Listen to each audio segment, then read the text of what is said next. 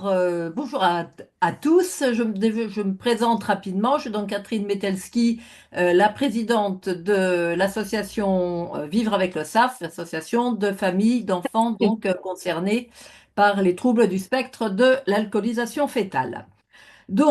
Évidemment, en un quart d'heure, je ne vais pas vous faire un panorama hyper complet de la pathologie. Je vais me contenter de vous donner les points les plus importants. Tout d'abord, les définitions. Qu'est-ce que c'est que les TSAF? Ben, ça veut dire déjà troubles du spectre de l'alcoolisation fœtale et ce sont tous les troubles du neurodéveloppement qui résultent d'une exposition prénatale à l'alcool. Donc, il faudrait que j'arrive à me débarrasser de ça. Voilà. On définit deux grandes catégories. D'abord, le syndrome d'alcoolisation fœtale, qui est la forme malformative. C'est la version la plus complète de la pathologie qui associe donc des malformations et en particulier la fameuse dysmorphie faciale et les troubles du neurodéveloppement. Mais à côté de ça, vous avez les TSAF sans dysmorphie faciale, sans malformation, qu'on appelle aussi troubles neurodéveloppementaux liés à l'alcool.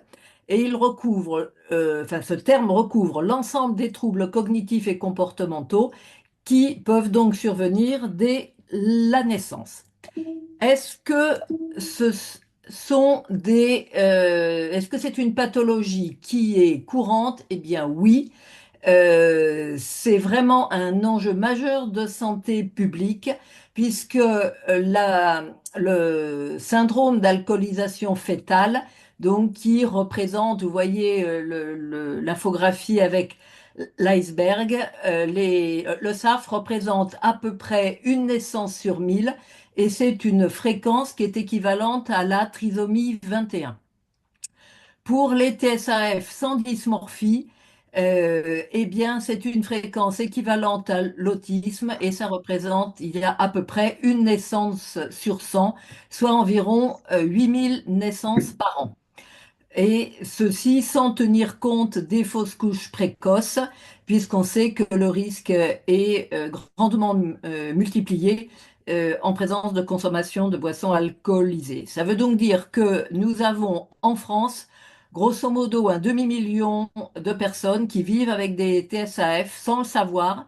Ce sont des personnes qui sont pour la plupart invisibles, très peu repérées et sous-diagnostiquées. Oups, là, j'ai passé un peu vite. Donc, quels sont les effets de l'alcool sur le fœtus? Donc, l'impact est surtout important pendant la période embryonnaire. C'est le moment où vont avoir lieu donc les malformations dont je vous parlais tout à l'heure, mais il faut bien voir dans ce schéma que le système nerveux central, le cerveau, est lui impacté pendant la totalité de la grossesse, la période embryonnaire, la période fœtale et même au-delà, ça je ne voulais pas marquer, mais en cas d'allaitement du bébé, la consommation d'alcool à ce moment-là est tout à fait toxique également.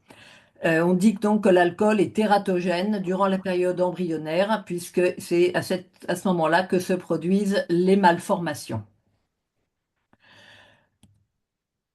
Évidemment, les effets de l'alcool vont être plus ou moins prononcés en fonction de la quantité d'alcool bu, de la chronicité, de la période de consommation, comme on vient de le voir à la diapositive précédente, mais également selon le mode de consommation, selon qu'il s'agit de binge drinking, hein, donc de consommation ponctuelle importante, ou bien au contraire, si c'est une consommation plus légère mais chronique sur la totalité de la grossesse.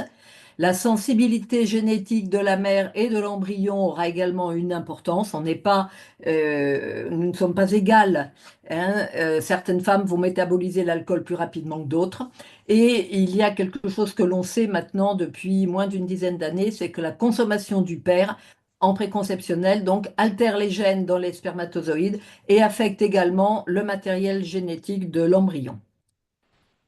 Alors, pour rentrer vraiment dans le vif du sujet, le syndrome d'alcoolisation fœtale, c'est c'est celui qui est visible à cause des malformations, mais aussi le moins fréquent. Alors, à quoi on le reconnaît? Tout d'abord, à un retard de croissance intra-utérin et retard de croissance qui n'est pas récupéré après la naissance, un petit périmètre crânien, la fameuse dysmorphie crânio-faciale et les séquelles neurocognitives. Donc, la dysmorphie, vous avez des signes qui sont suffisants pour dire qu'il s'agit d'un cas d'exposition prénatale à l'alcool. Hein. Outre la microcéphalie, ce sont des yeux plus étroits, des fentes palpébrales plus étroites que la normale pour l'âge de l'enfant. Et ce qui est surtout le plus remarquable, c'est cet espace entre le nez et la bouche, hein, le philtrum, qui est sans relief apparent, qui est plat, avec une lèvre supérieure extrêmement amincie jusqu'à être quasiment invisible. Ces trois signes-là, les yeux, le philtrum et la lèvre supérieure, sont suffisants pour dire qu'un enfant a été exposé à l'alcool. Vous avez à côté de ça hein, d'autres signes associés qu'on peut retrouver également chez les enfants. Alors maintenant, les TSAF sans malformation, ceux-là, ils sont invisibles. Donc vous voilà le gros problème. Quoique étant les plus fréquents, comme ils sont invisibles à la naissance, quand est-ce qu'on va commencer à les repérer? Bien évidemment, à l'école. Ils vont se traduire par des troubles cognitifs et de comportements variés. On me demande souvent, mais du coup, est-ce que c'est moins grave? Eh bien, absolument pas. Les troubles peuvent impacter vraiment les enfants exactement de la même manière que dans le cas d'un SAF. Par contre, ça se voit pas, donc le repérage, le diagnostic sont difficiles. Si on n'a pas affaire à un médecin qui connaît bien la pathologie, c'est vraiment extrêmement difficile d'avoir un diagnostic. Il faut voir qu'aucun enfant ne présente la totalité des troubles. Les troubles, je vais vous les présenter un petit peu après. Et surtout, aucun des troubles pris individuellement n'est spécifique des TSAF. Et quand vous avez un repérage et une prise en charge tardif, eh bien évidemment, à quoi on assiste? Eh bien, c'est à une aggravation des troubles. Alors, les troubles, de quoi s'agit-il? Ils vont toucher pratiquement tous les aspects de la vie d'une personne. Ils vont toucher d'abord les aspects cognitifs. On aura des enfants avec beaucoup de problèmes d'attention, de désorganisation, de mémoire de travail. Ça va toucher les aspects émotionnels, en cas de SAF, les aspects physiques, les aspects moteurs et plus grands ce seront les aspects sociaux avec un faible contrôle de soi, faible capacité de jugement. Il faut bien voir que ces troubles proviennent directement des malformations du cerveau. Je n'ai pas le temps de vous expliquer quelles sont ces malformations, hein, mais il faut savoir que ce n'est en aucun cas dû à un défaut éducatif, mais ça provient directement des malformations. Là, je fais un petit focus sur euh, enfin, tous les TND qui se retrouvent à des degrés divers chez nos enfants, mais un en particulier. Vous voyez que le TDAH est présent dans plus de, enfin pratiquement, on va dire 53% des cas. C'est la comorbidité la plus fréquente. Et malgré ça, dans les dernières recommandations pour le repérage des TDAH qui viennent de sortir, eh bien, l'exposition prénatale à l'alcool n'est pas mentionnée comme un facteur de risque. Alors, les signes évocateurs chez les enfants. Si on se contente de parler des 3-6 ans, je vous ai mis en rouge les trois signes qui auront le plus, comment dire, de relation avec le sujet qui nous intéresse aujourd'hui, à savoir la proprioception. Et ce sont des enfants qui vont avoir énormément de difficultés à coordonner leurs mouvements, qui auront des troubles du sommeil, qui auront des troubles du comportement alimentaire, qui auront dès la naissance un problème, on va dire très souvent, hein, c'est pas tout le temps, mais très souvent, problème de manque comment ça s'appelle, de musculature dans les lèvres.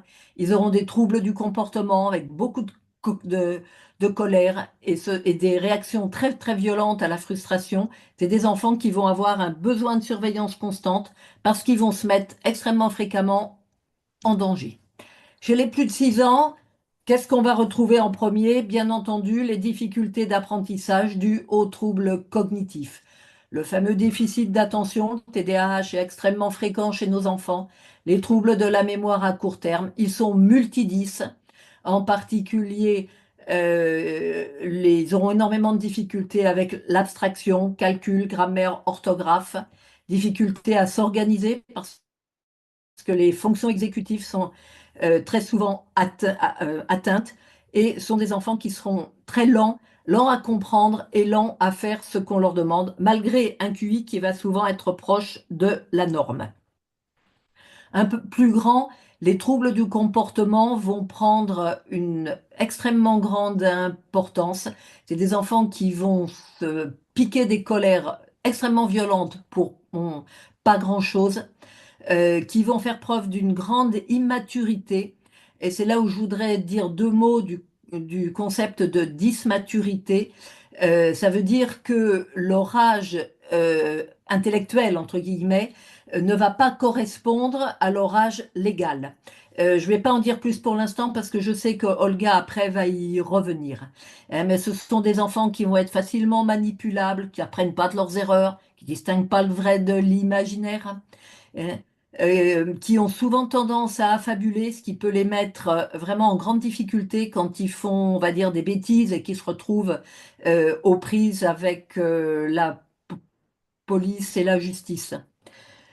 Euh, En autres signaux d'alerte, évidemment, les enfants adoptés et les enfants placés. Et on n'a pas d'études en France sur le sujet, mais des études nord-américaines ont montré que parmi les enfants placés, on trouvait 10 à 15 fois plus d'enfants avec des TSAF.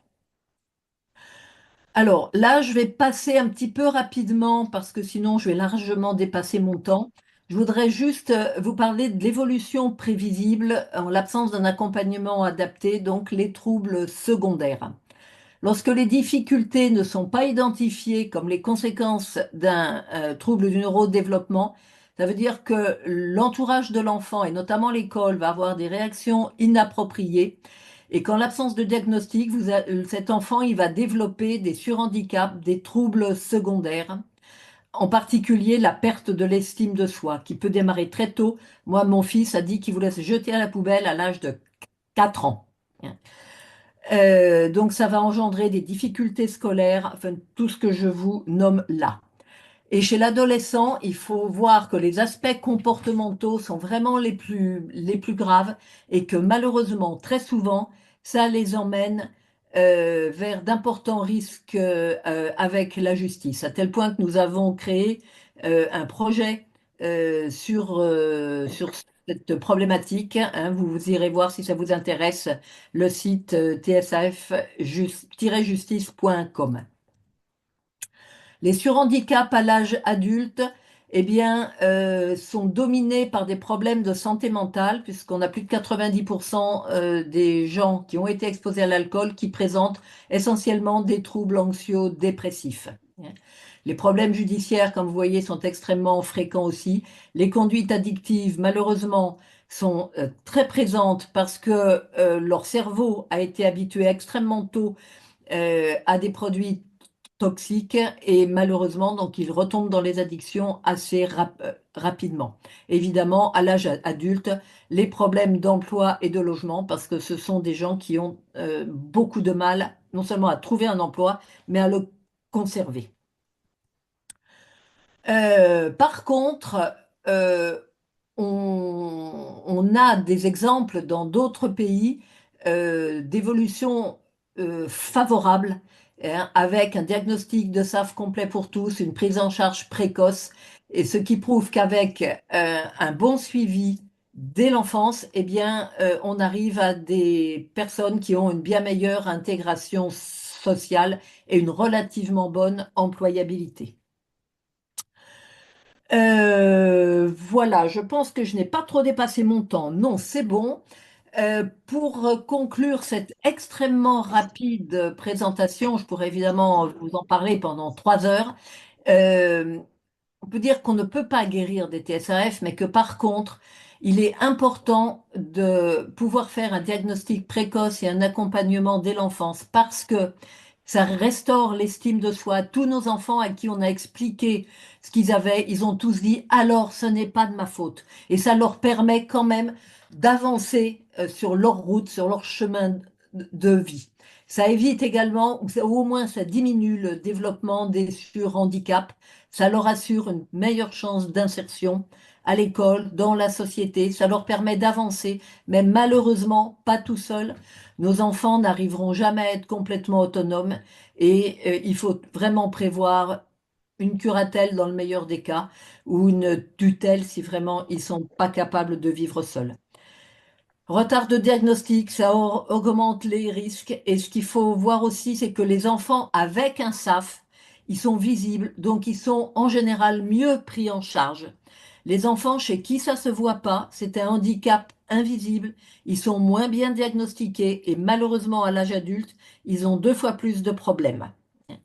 Donc c'est pour ça qu'il est vraiment extrêmement important de pouvoir repérer nos jeunes et les faire diagnostiquer.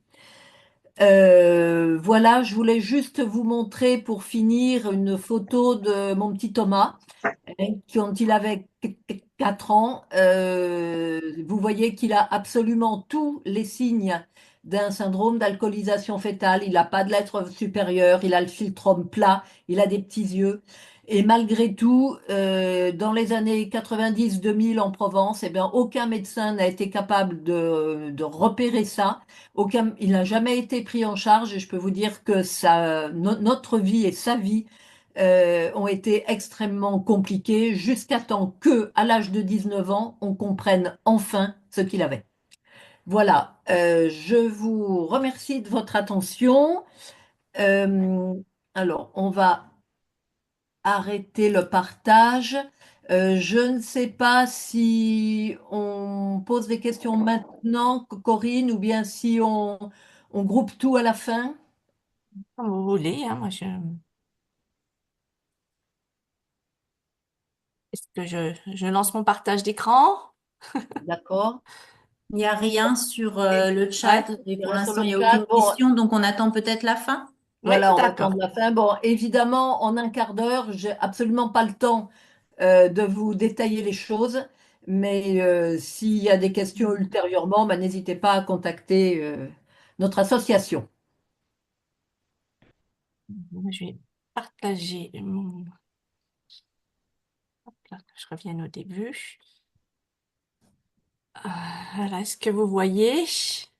Oui, Voilà. Alors, je voudrais changer la petite galerie là-haut. Voilà. Pas ou avoir juste trop mettre. de... Voilà, c'est bon pour vous? Ah oui, C'est bon. Alors, bon, je vais déjà me présenter. Donc, merci à Catherine de m'avoir invitée. Donc, moi, je suis pas concernée par le SAF, mais en fait, je suis concernée par les troubles de la proprioception. Et il semblerait qu'il y ait des troubles de la proprioception dans le SAF. En tout cas, il y a des troubles sensorimoteurs avérés. On a vu qu'il y avait des publications sur le sujet. Donc, je vais un petit peu vous familiariser avec toutes ces notions. Donc, moi, je suis présidente de Sensoridis et j'avais un enfant qui avait des troubles des apprentissages. Il avait du mal, que ce soit en lecture, écriture, les mathématiques aussi. Il était touché dans tous les domaines scolaires, mais pas que scolaires, hein, puisqu'il avait aussi des difficultés en dehors de l'école où il jouait au foot et il courait à côté du ballon. Il n'arrivait pas à taper dans le ballon. Il avait des hypersensibilités auditives. Il supportait pas les bruits forts. Les ballons de baudruche qui explosaient au fait des anniversaires, c'était une catastrophe. Les feux d'artifice qui arrivaient même à le faire saigner du nez. Qu'est-ce qu'il y avait encore? Il souffrait d'encoprésie, hein, il faisait caca dans sa culotte. Donc voilà, il y avait un tas de choses qui fonctionnaient pas. Et puis on était dans une errance, hein, on comprenait pas. Il a été pris en charge par le réseau de santé des 10 qu'on a ici en Bourgogne-Franche-Comté qui s'appelle Pluradis. Et il y a eu des préconisations de rééducation, donc classique. Il a fait beaucoup d'orthopsie parce qu'il avait des troubles de la gestion du regard. Il en a fait 2 années. Il a fait de l'orthophonie, de l'ergothérapie, de la kinésithérapie. Et puis voilà, au bout de quelques années de ces rééducations, on n'avançait pas. C'est pas qu'il se passait rien, mais ça ne tenait pas. Et puis on nous a parlé d'une prise en charge nouvelle, qui est encore très contestée, comme toutes les approches nouvelles en médecine, et dont la recherche se passait ici à Dijon, tout près de chez nous. C'est une prise en charge non médicamenteuse. Et donc nous a dit, puisque rien que fonctionnait avec Marc, pourquoi pas essayer. Et donc c'est vrai que voilà, c'était pas médicamenteux, donc on s'est dit pourquoi pas y aller. Et en fait, on n'a jamais regretté parce qu'on a vu notre fils commencer à progresser petit à petit. Donc, c'est pas une baguette magique, hein, c'est une rééducation longue, hein, une reprogrammation longue, mais on l'a vu progresser petit à petit. Aujourd'hui, il a 21 ans. On peut dire qu'il fonctionne tout à fait normalement, hein. Il prépare un master d'informatique. Il est en colocation avec des potes, il vit sa vie, il fait la fête. C'est un enfant hyper bien dans sa peau, alors qu'il avait plein de problèmes de relation avec les autres quand il était petit. Et donc, c'est pour ça que j'ai eu envie de créer cette association avec d'autres familles qui ont vu leur enfant évoluer aussi. On voulait un petit peu faire connaître ça, un petit peu aider la recherche, hein, pour qui c'est encore très compliqué. Donc voilà, pour ma petite présentation personnelle. Donc, je vais vous présenter le sujet en 3 grandes parties. D'abord, euh, euh, attendez, j'essaye de mettre autre chose là où maintenant j'y arrive pas. Attends. Donc, d'abord, vous parlez de la proprioception et de la sensorimotricité pour que vous compreniez un petit peu de quoi il est question. Ensuite, on va parler du syndrome de dysfonction proprioceptive, donc de ce qui se passe quand la proprioception ne fonctionne pas, en sachant que je ne sais pas dans quelle mesure c'est transposable au SAF, hein, parce que ça n'est pas du tout étudié dans le SAF jusqu'à aujourd'hui. Et puis le traitement proprioceptif qui est développé actuellement à l'INSERM, qui est en cours d'évaluation scientifique. Pour l'instant, que dans la dyslexie, hein, on est qu'au début d'une histoire et il y a encore beaucoup de travail pour faire valider ça scientifiquement. Donc, proprioception sensorimotricité. Alors, avant de commencer, bon, alors on est en visio, c'est pas pratique, en plus je vous vois pas. Si vous voulez bien, on va tous fermer les yeux et puis avec notre index droit, essayer de toucher le bout de notre nez avec notre index. Après, vous rouvrez les yeux. Donc, je suppose que vous avez tous trouvé ça très facile. Et pourtant, en fait, quand vous y réfléchissez bien, c'est quelque chose d'assez extraordinaire parce qu'en fait, vous aviez les yeux fermés. Comment pouviez-vous savoir où était positionné votre bras, votre doigt? Comment saviez-vous comment était orientée votre tête? Comment saviez-vous où était votre nez? Eh bien, tout ça, si vous le saviez, si votre cerveau savait tout ça, c'est grâce à un sens qui s'appelle la proprioception. Donc, nous connaissons tous nos 5 sens, les 5 sens classiques, hein, qui sont des sens qui nous ouvrent sur l'extérieur. Donc l'ouïe, la vue, l'odorat, le goût, le toucher. Mais ce sont pas nos uniques sens, hein, nous en avons beaucoup d'autres. Et les autres sens sont plutôt des sens qui nous renseignent sur ce qui se passe dans notre corps. Et aujourd'hui, je vais vous parler plus particulièrement de 2 sens, plus rapidement de sens vestibulaire qu'on a dans l'oreille interne, hein, le sens d'équilibre, mais qui travaille toujours en lien avec la proprioception, et donc la fameuse proprioception. La proprioception, c'est notre sensibilité profonde, hein, c'est le sens qui nous permet de percevoir notre corps sans avoir besoin de la vision. Et donc la proprioception, elle fonctionne avec des millions de capteurs proprioceptifs qui sont situés principalement dans tous nos muscles. On peut les comparer à des petits ressorts en fait, hein, et qui renseignent notre cerveau sur le degré d'étirement de nos muscles. On appelle ça le tonus musculaire. Et donc par exemple ici, quand j'ai le bras plié, mon cerveau sait que mon triceps ici est étiré et que donc mon biceps ici est contracté.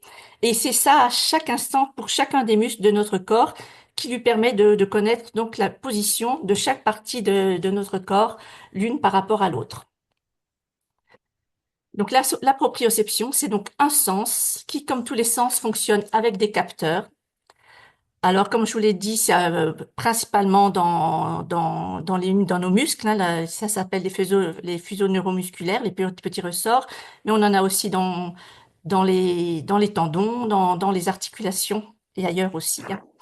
Et la proprioception, elle a donc aussi, c'est un sens des voies de conduction. Elle a la particularité d'avoir deux voies de conduction. Ce sont donc les voies qui amènent les informations jusqu'au cerveau. Une voie qui est consciente, qu'on appelle la proprioception consciente, et qui projette au niveau du cortex somesthésique ici. Alors, c'est la voie qui est utilisée pour les mouvements volontaires auxquels on pense quand on les réalise. Par exemple, quand l'enfant apprend à marcher, c'est pas automatisé, il est obligé de faire attention. C'est la proprioception consciente qui gère ça. Quand vous apprenez à jouer d'un instrument de musique, à un nouveau pas de danse, quand vous apprenez à faire un service au tennis, c'est la proprioception consciente. Et puis, à force de répétition, tout cela va passer dans l'automatisme et ce sera après géré par le cervelet. On va en reparler. Et puis, donc, la proprioception consciente, c'est aussi la voie qui nous permet de construire notre schéma corporel, hein, la conscience de la position de notre corps dans l'espace et de nos mouvements. Et donc, elle est gérée ici, on va en reparler tout à l'heure, ça va être très important. Et donc, la voie de la proprioception inconsciente, donc qui est gérée par le cervelet, c'est la proprioception qu'on utilise le plus couramment, hein. Tous les mouvements que l'on fait sans avoir à y réfléchir, c'est la proprioception inconsciente, hein, c'est 95% de nos mouvements. Donc, c'est voilà, quand vous écrivez, quand vous conduisez, voilà, tout ce que vous avez appris à faire et auquel vous n'avez plus besoin de réfléchir. Et puis, c'est aussi tous les mouvements automatiques d'équilibration pour pas tomber. Enfin, voilà. Donc, ça, c'est géré par cette autre voie de conduction qui emmène au cervelet. Et il y a un dialogue permanent entre ces deux zones du cerveau. Ouais, voilà, sous l'effet de l'apprentissage, les mouvements qu'on apprend finissent par devenir automatiques et à être gérés ensuite par le cervelet. Pour nous permettre de nous tenir debout, de nous mouvoir, pour situer notre corps dans son environnement, ben, la proprioception, ça ne suffit pas. En fait, elle ne travaille jamais seule. Elle travaille toujours en collaboration avec nos autres sens. Évidemment, la vue, qui nous permet de situer notre corps dans son environnement. L'oreille interne, ou système vestibulaire. Alors en fait, vous connaissez tous le niveau à bulle du bricoleur. Alors imaginez que ce système vestibulaire dans l'oreille interne, c'est comme un niveau à bulle, mais en trois dimensions. Et au lieu que ce soit une bulle qui glisse dans un liquide, ce sont comme des petits cailloux, des tout petits morceaux de calcaire qui glissent sur des cils. Et en fait, cette oreille interne, elle va permettre à nos cerveaux de connaître à tout moment l'inclinaison de notre tête et de notre corps, et elle va contribuer à l'équilibre de notre corps. Et puis enfin, pour nous permettre de nous maintenir debout, de nous équilibrer, très important, les informations qui viennent de la voûte plantaire, la plante des pieds, hein. On a une multitude de capteurs qui sont sensibles à la pression qu'exerce le corps sur le pied. Par exemple, si la pression est importante sur l'avant du pied, c'est que mon corps est peut-être en train de tomber, ou au contraire, si c'est l'arrière du pied, c'est que je tombe sur l'arrière. Donc, ces capteurs sous la plante des pieds sont extrêmement importants, au point que le professeur Bertos, qui est professeur au Collège de France, oui, les comparait à une véritable rétine tactile, hein. Les yeux renseignent sur l'horizon et les pieds nous renseignent sur le sol, en fait. Donc, la proprioception travaille tout le temps en collaboration avec nos autres sens pour nous permettre de nous situer dans notre environnement et d'y agir. Alors, attention, pour que tout ça fonctionne, il faut que les informations qui viennent de nos différents sens soient concordantes entre elles. Il faut qu'elles disent la même chose. Le cerveau, sa première mission, c'est d'assurer la survie. C'est pas de faire des maths, c'est pas d'apprendre du français. C'est vraiment d'assurer la survie. Et donc, en fait, s'il a des informations qui sont pas cohérentes les unes avec les autres, il pourra pas il sera obligé d'essayer de comprendre ce qui se passe et il pourra pas vous permettre d'apprendre autre chose, en fait. Et je vais vous donner un exemple pour vous permettre de comprendre ça. C'est quand vous êtes, imaginez-vous, vous êtes dans un train en train de lire un livre et votre train est à l'arrêt. Et sur la voie d'à côté, il y a un train qui démarre. Votre vision périphérique a aperçu le mouvement.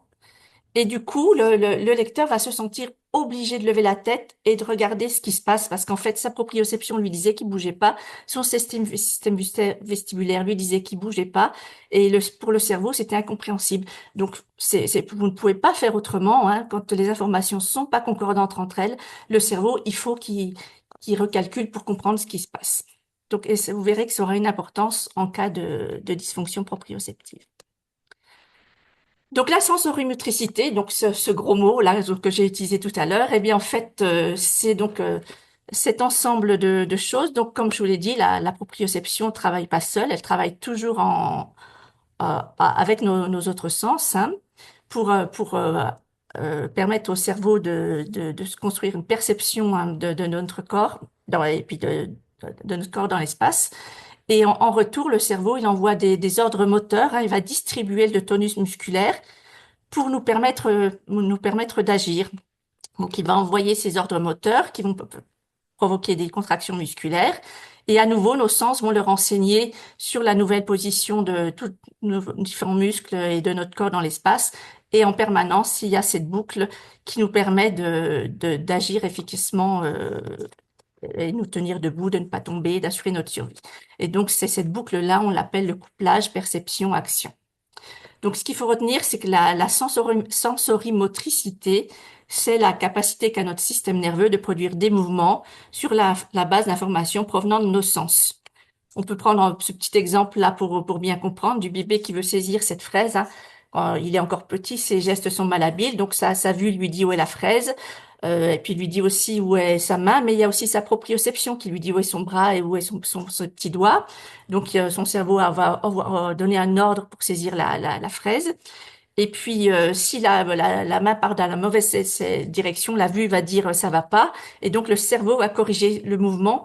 Et c'est grâce à ces allers-retours, en fait, que finalement, il va réaliser un mouvement adapté et va finir après par les automatiser, ces mouvements, et à devenir beaucoup plus habile. Donc, voilà, c'est ça la sensorimotricité. La proprioception, elle a aussi une particularité, c'est qu'elle s'appuie sur la plasticité cérébrale, plus particulièrement la plasticité sensorimotrice, hein, comme on vient de le voir, c'est-à-dire à la capacité qu'a le cerveau à créer de nouvelles connexions neuronales et à se réorganiser sous l'effet d'un entraînement qui met à la fois en jeu nos mouvements et nos sens. Euh, donc en fait, ce qui va permettre de construire donc ce qu'on appelle le schéma corporel. Alors en fait, ça commence avant même la naissance, hein, et particulièrement au dernier trimestre de la grossesse, où les mouvements que fait le bébé pendant son sommeil vont permettre de construire ces premiers schémas neuronaux très grossiers, hein. C'est un petit peu les fondations de ce schéma corporel. Et puis après, le bébé vient au monde, il a encore très très peu conscience de son corps et pas du tout de son environnement. Et ce sont donc toutes ces mouvements, ces relations qu'il va avoir avec son environnement qui vont lui permettre de se construire petit à petit une représentation. Alors ici, dans cette partie-là du cerveau, la manière dont le cerveau va ressentir les différentes parties du corps, de son corps, et ici, dans cette partie du cerveau, tous les mouvements qu'il peut ordonner. Donc en fait, il construit un schéma comme des cartes, hein, et un schéma corporel à la fois statique et dynamique. Alors Christina Sayant, qui est une chercheuse de Marseille qui travaille beaucoup sur la relation entre la proprioception et le schéma corporel, elle dit, enfin elle a montré, hein, que ce schéma corporel est déjà bien en place vers 7-8 ans, et puis il va maturer jusqu'à l'adolescence pour atteindre son maximum d'acuité proprioceptive chez le jeune adulte. Et puis après, malheureusement, comme tous les sens, eh bien, ça va perdre en acuité quand la personne vieillit. C'est pour ça que la personne âgée aura besoin d'une canne, par exemple. Alors, ce qu'il faut se comprendre sur ce schéma corporel, hein, c'est qu'en fait, il y a une mise à jour tout au long de la vie. Alors, pendant la croissance, comme on l'a vu, mais aussi à l'âge adulte, vous prenez du poids, vous perdez du poids pendant une grossesse, et aussi quand vous vous blessez. Par exemple, ici, si je sais pas, vous tordez la cheville, que vous êtes immobilisé quelque temps, l'immobilisation va faire que les connexions neuronales vont commencer à s'effacer. Ces cartes vont être beaucoup moins précises, les cartes corticales. Et donc, c'est pour ça que vous allez devoir faire de la rééducation, refaire des mouvements pour recréer ces connexions neuronales pour qu'ensuite, vous ne vous blessiez pas tout de suite derrière. Donc voilà, ça c'est très important à retenir. Donc la proprioception, elle s'appuie sur la plasticité sensorimotrice et ce schéma corporel va être mis à jour tout le long de la vie. Et ça va être important pour nous dans le cadre du traitement proprioceptif. Donc, en fait, on peut dire que la proprioception, c'est notre GPS interne en 3 dimensions. En fait, de la même façon que Google Maps va s'appuyer sur ces cartes et vous indiquer à tout moment où vous en êtes sur la carte, eh bien, la proprioception va s'appuyer sur ce schéma corporel pour permettre à nos cerveaux de connaître, à avoir une perception instantanée à tout moment de la position de notre corps en 3 dimensions. Et c'est pour ça que vous avez pu toucher le bout de votre nez tout à l'heure en fermant les yeux grâce à cette proprioception. Et si vous voulez, voilà, sur Arte, ils ont fait une très belle émission sur la proprioception. On peut la voir encore sur YouTube. Et vous verrez que de comment eux, ils ont représenté cette proprioception avec des milliers et milliards de petits points qui bougent en permanence. Enfin voilà, ça peut être intéressant à regarder. Alors maintenant, je vais vous parler un petit peu des travaux de Jean-Pierre Roll, un grand chercheur français qui a consacré toute sa vie à la proprioception et qui nous a quittés récemment. Et que j'ai eu la chance, moi, d'écouter à Dijon avant qu'il disparaisse. Et c'est un petit peu en l'écoutant qu'est née ma passion pour le sujet. Donc, la proprioception est un sens qui a été découvert assez récemment, puisqu'il n'est connu que depuis la fin du 19e siècle. Et puis, il restait très mystérieux, puisque c'est un sens invisible, qui n'a pas d'organe dédié. Et les chercheurs ont mis au point un petit appareil comme ça qui fait vibrer les muscles à une certaine fréquence. Et quand il fait vibrer ces muscles, en fait, il donne l'illusion au cerveau que le muscle est étiré et donc qu'il y a un mouvement, alors qu'en fait, le muscle ne bouge pas du tout, hein, la personne est immobile. Mais grâce à ce petit appareil, les chercheurs ont pu percer un petit peu les secrets de la proprioception. Et donc, moi, je vais vous parler, voilà, de 2 choses qu'a découvertes Roll, en fait. La première chose, c'est que la proprioception fonctionne avec des chaînes proprioceptives. Donc là, je vais vous donner un exemple, hein, mais il y a pas que celui-là. Mais donc, en fait, il a montré qu'en maintenant une personne immobile, si on fait vibrer le muscle inférieur des yeux, ou la partie intérieure du cou, ou ici la partie antérieure des chevilles, ou l'arrière de la plante des pieds, cette personne qui est maintenue immobile, hein, elle a l'illusion d'un déplacement vers l'arrière. Et puis, si cette personne, elle est mise dans le noir et que on lui fait fixer une cible lumineuse, eh bien, elle va avoir l'impression que la cible lumineuse se déplace vers le haut.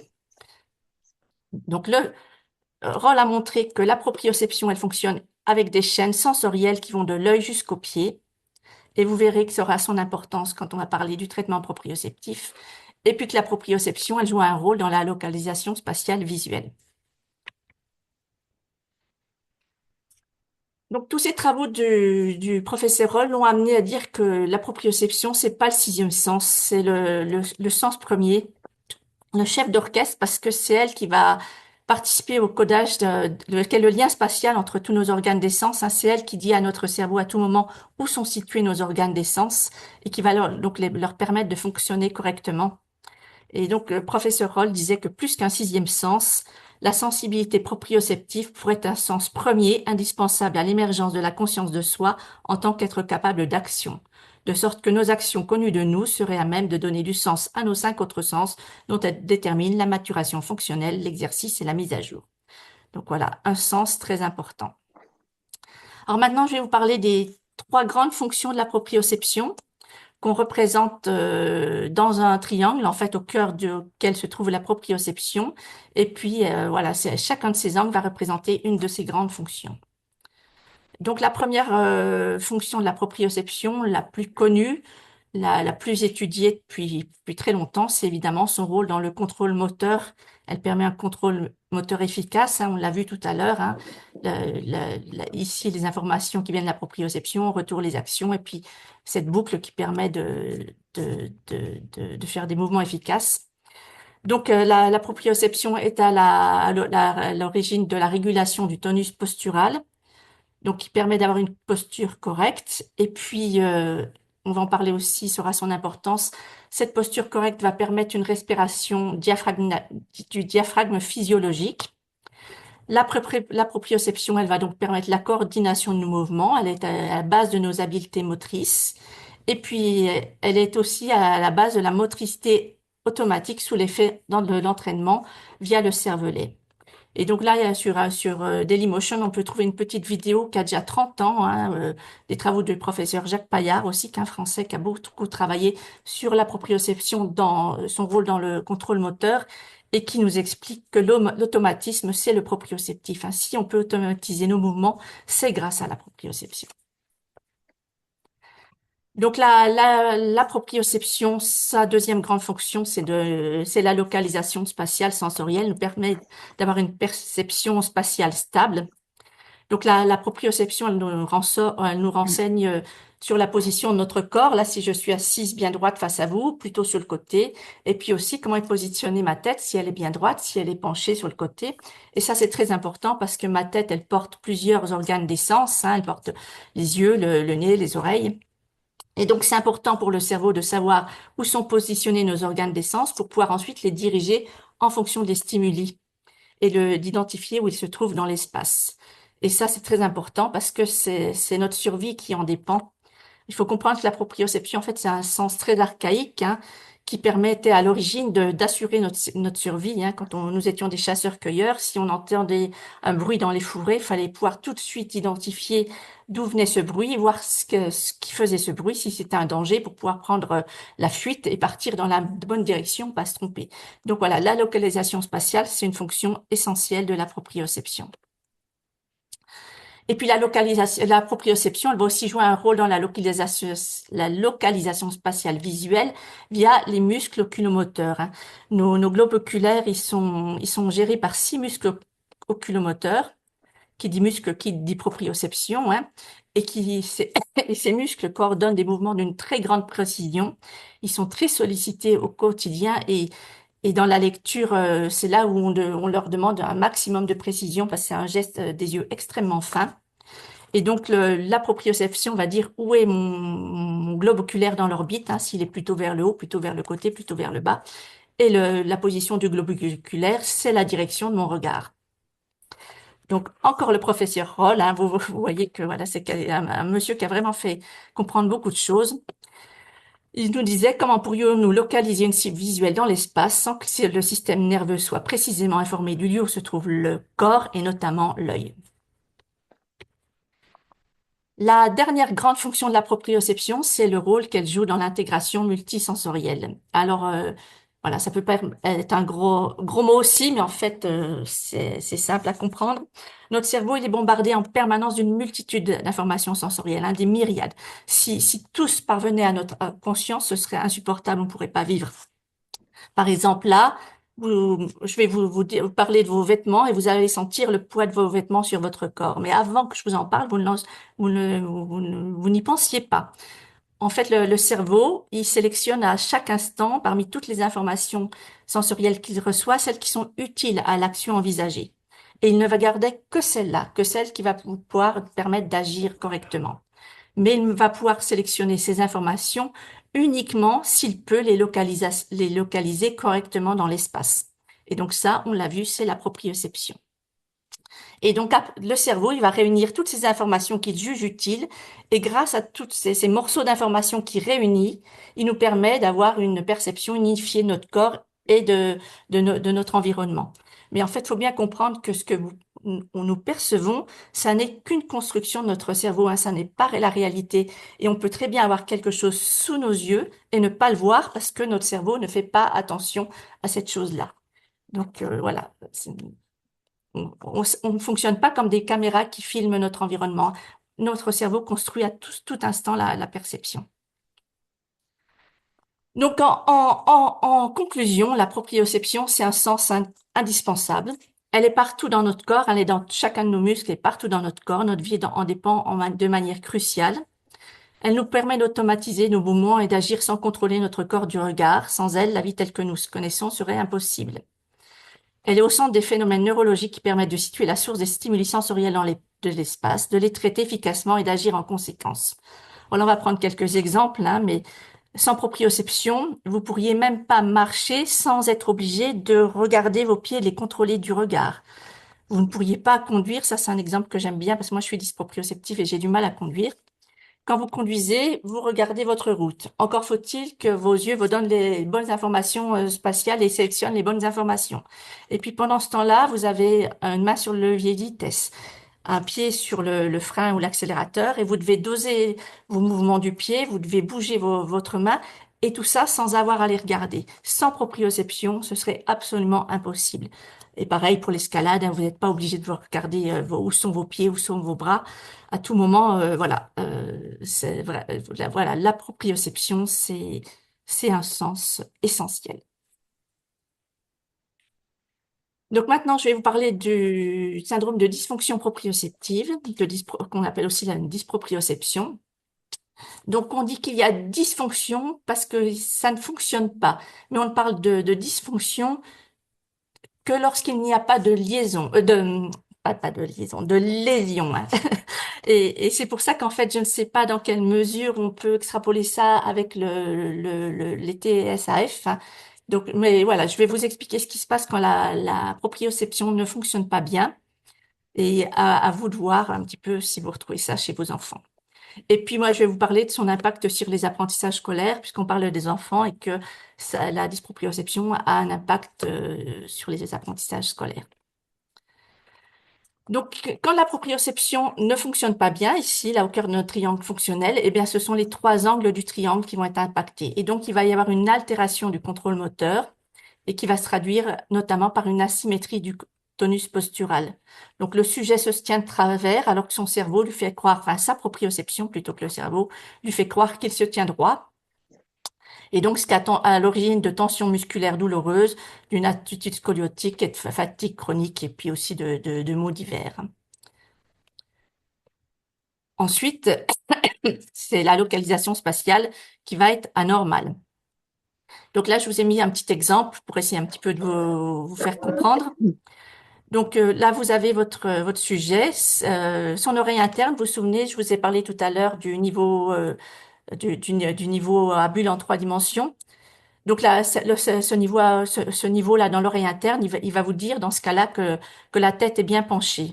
Et puis ici, dans le cou, on a des muscles hein, dans la nuque et des muscles très importants pour la proprioception. On appelle ça, ils s'appellent les muscles verniers, qui sont des véritables espions proprioceptifs, qui eux ont pour rôle de dire comment est positionnée votre tête. Et si la proprioception dit que la tête est droite et que l'oreille interne dit que non, elle est penchée, et bien en fait, il y a des conflits sensoriels. Le cerveau ne peut pas s'en sortir, hein, il n'arrive pas à localiser correctement la position de notre corps dans l'espace et il n'arrive pas non plus à localiser correctement les stimuli sensoriels dans l'environnement. Et rappelez-vous l'expérience de Roll tout à l'heure, hein, une fausse information proprioceptive au niveau de la cheville et vous voyez la lumière bouger et se situer différemment dans l'espace. Donc, quand quand il y a une dysfonction proprioceptive, ça va donc être à l'origine de maladresse, de sensations vertigineuses, de manque d'équilibre, de difficultés pour attraper un objet du premier coup, de sensations d'inconfort dans la foule, de mal des transports, etc. Et puis, comme je vous l'ai dit, il y a aussi des muscles dans les yeux. Donc, si le cerveau n'est pas correctement informé de l'emplacement du globe oculaire dans son orbite, eh bien, ça va être très difficile de faire des mouvements fins des yeux comme ceux qui sont exigés par la lecture. Va y avoir une mauvaise localisation des mots à lire, des saccades oculaires pas de bonne qualité, des sauts de mots ou de lignes, et parfois un impact sur l'apprentissage des mathématiques, parce que quand vous apprenez à compter, en fait, vous apprenez que des collections et il faut être capable visuellement de compter tous les éléments d'une collection. Donc là, je vous ai mis, parce que c'était mon fils, quelques exemples des impacts des troubles de la localisation spatiale visuelle. Donc, je vais pas revenir sur tous, hein, c'était le cahier de mon fils à différents moments de sa scolarité. Mais voilà, je vais prendre celui-là parce que je me souviens qu'à l'époque, quand il était rentré avec ce cahier-là, je m'étais dit, mais c'est pas possible. Quand un gamin vous ramène un cahier comme ça, vous dites, c'est pas possible, tu te fous de nous, tu le fais vraiment exprès. Parce que nous, on comprend pas. Mais rappelez-vous l'expérience de Roll, hein, une mauvaise information, rien qu'au niveau de la cheville, et vous voyez l'espace différemment. Donc, Marc, il avait vu, la marge ici, il l'avait vu comme ça, quand il a fait cet exercice. Donc on comprend mieux, voilà, quand on a compris la proprioception, on comprend mieux les cahiers de nos enfants. Et donc, enfin, le troisième angle triangle qui est touché, donc il y a ce qu'on appelle des pseudo-scotomes perceptifs, hein. Donc, il y a des conflits sensoriels, hein. Voilà, je vous ai donné l'exemple entre la nuque et le système vestibulaire, mais il y en a beaucoup d'autres. Donc, il y a des conflits sensoriels et donc le cerveau ne va pas pouvoir situer correctement les stimuli sensoriels dans l'espace et il va pas être capable de sélectionner correctement les informations qui sont utiles à l'action en cours. Et donc, il va y avoir des pertes, des pertes d'informations sensorielles qu'on appelle des pseudoscotomes perceptifs. C'est pas c'est pas des vraies zones aveugles. C'est pas l'œil qui fonctionne pas bien. L'œil fonctionne très bien, c'est que le cerveau n'a pas sélectionné les bonnes informations. C'est pour ça qu'on dit pseudoscotome. Donc ça a été démontré chez l'enfant dyslexique dysproprioceptif, hein, par l'équipe de Dijon. Ils ont montré que quand on leur a fait écouter des sons, ils ont des pertes visuelles aléatoires. Et puis moi qui suis dysproprioceptive, et tous les dysproprioceptifs vous le diront, moi je suis sûre qu'il se passe la même chose avec l'audition, qu'en fait, on a des pertes d'informations auditives. Et c'est pour ça que parfois, on a l'impression de ne pas comprendre ce qu'on entend.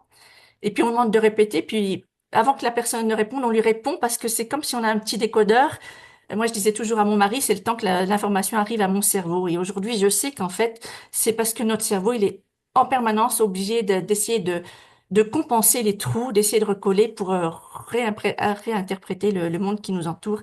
Et donc, c'est très fatigant à la longue et c'est pour ça que souvent, les sujets dysproprioceptifs, ils décrochent parce que ça demande extrêmement beaucoup d'efforts d'essayer d'en permanence de combler tout ça.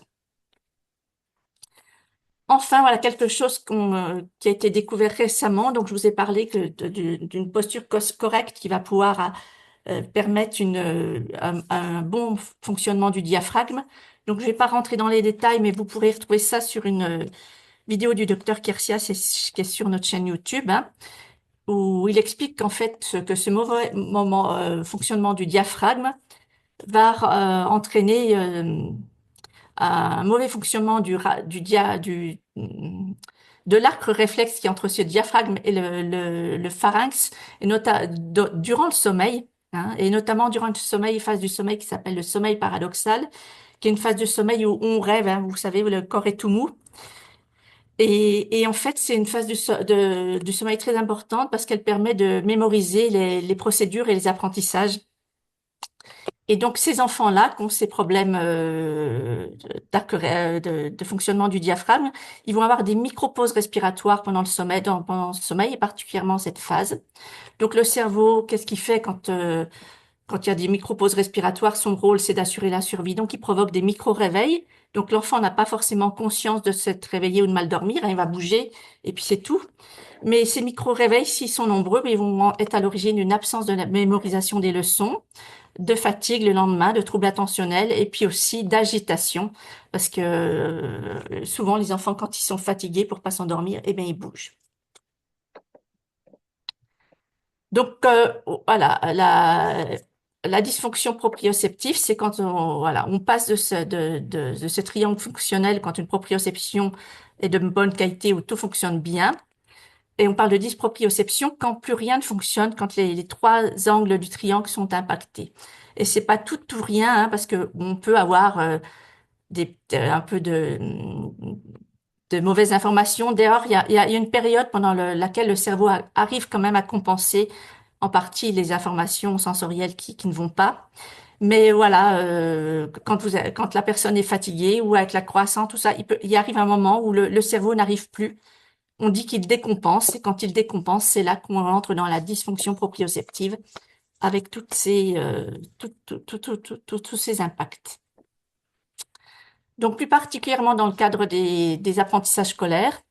Donc, on aura donc toujours des signes musculaires, donc avec des enfants qu'on qualifiera d'hyperactifs parce qu'ils vont bouger pour lever les contractions musculaires.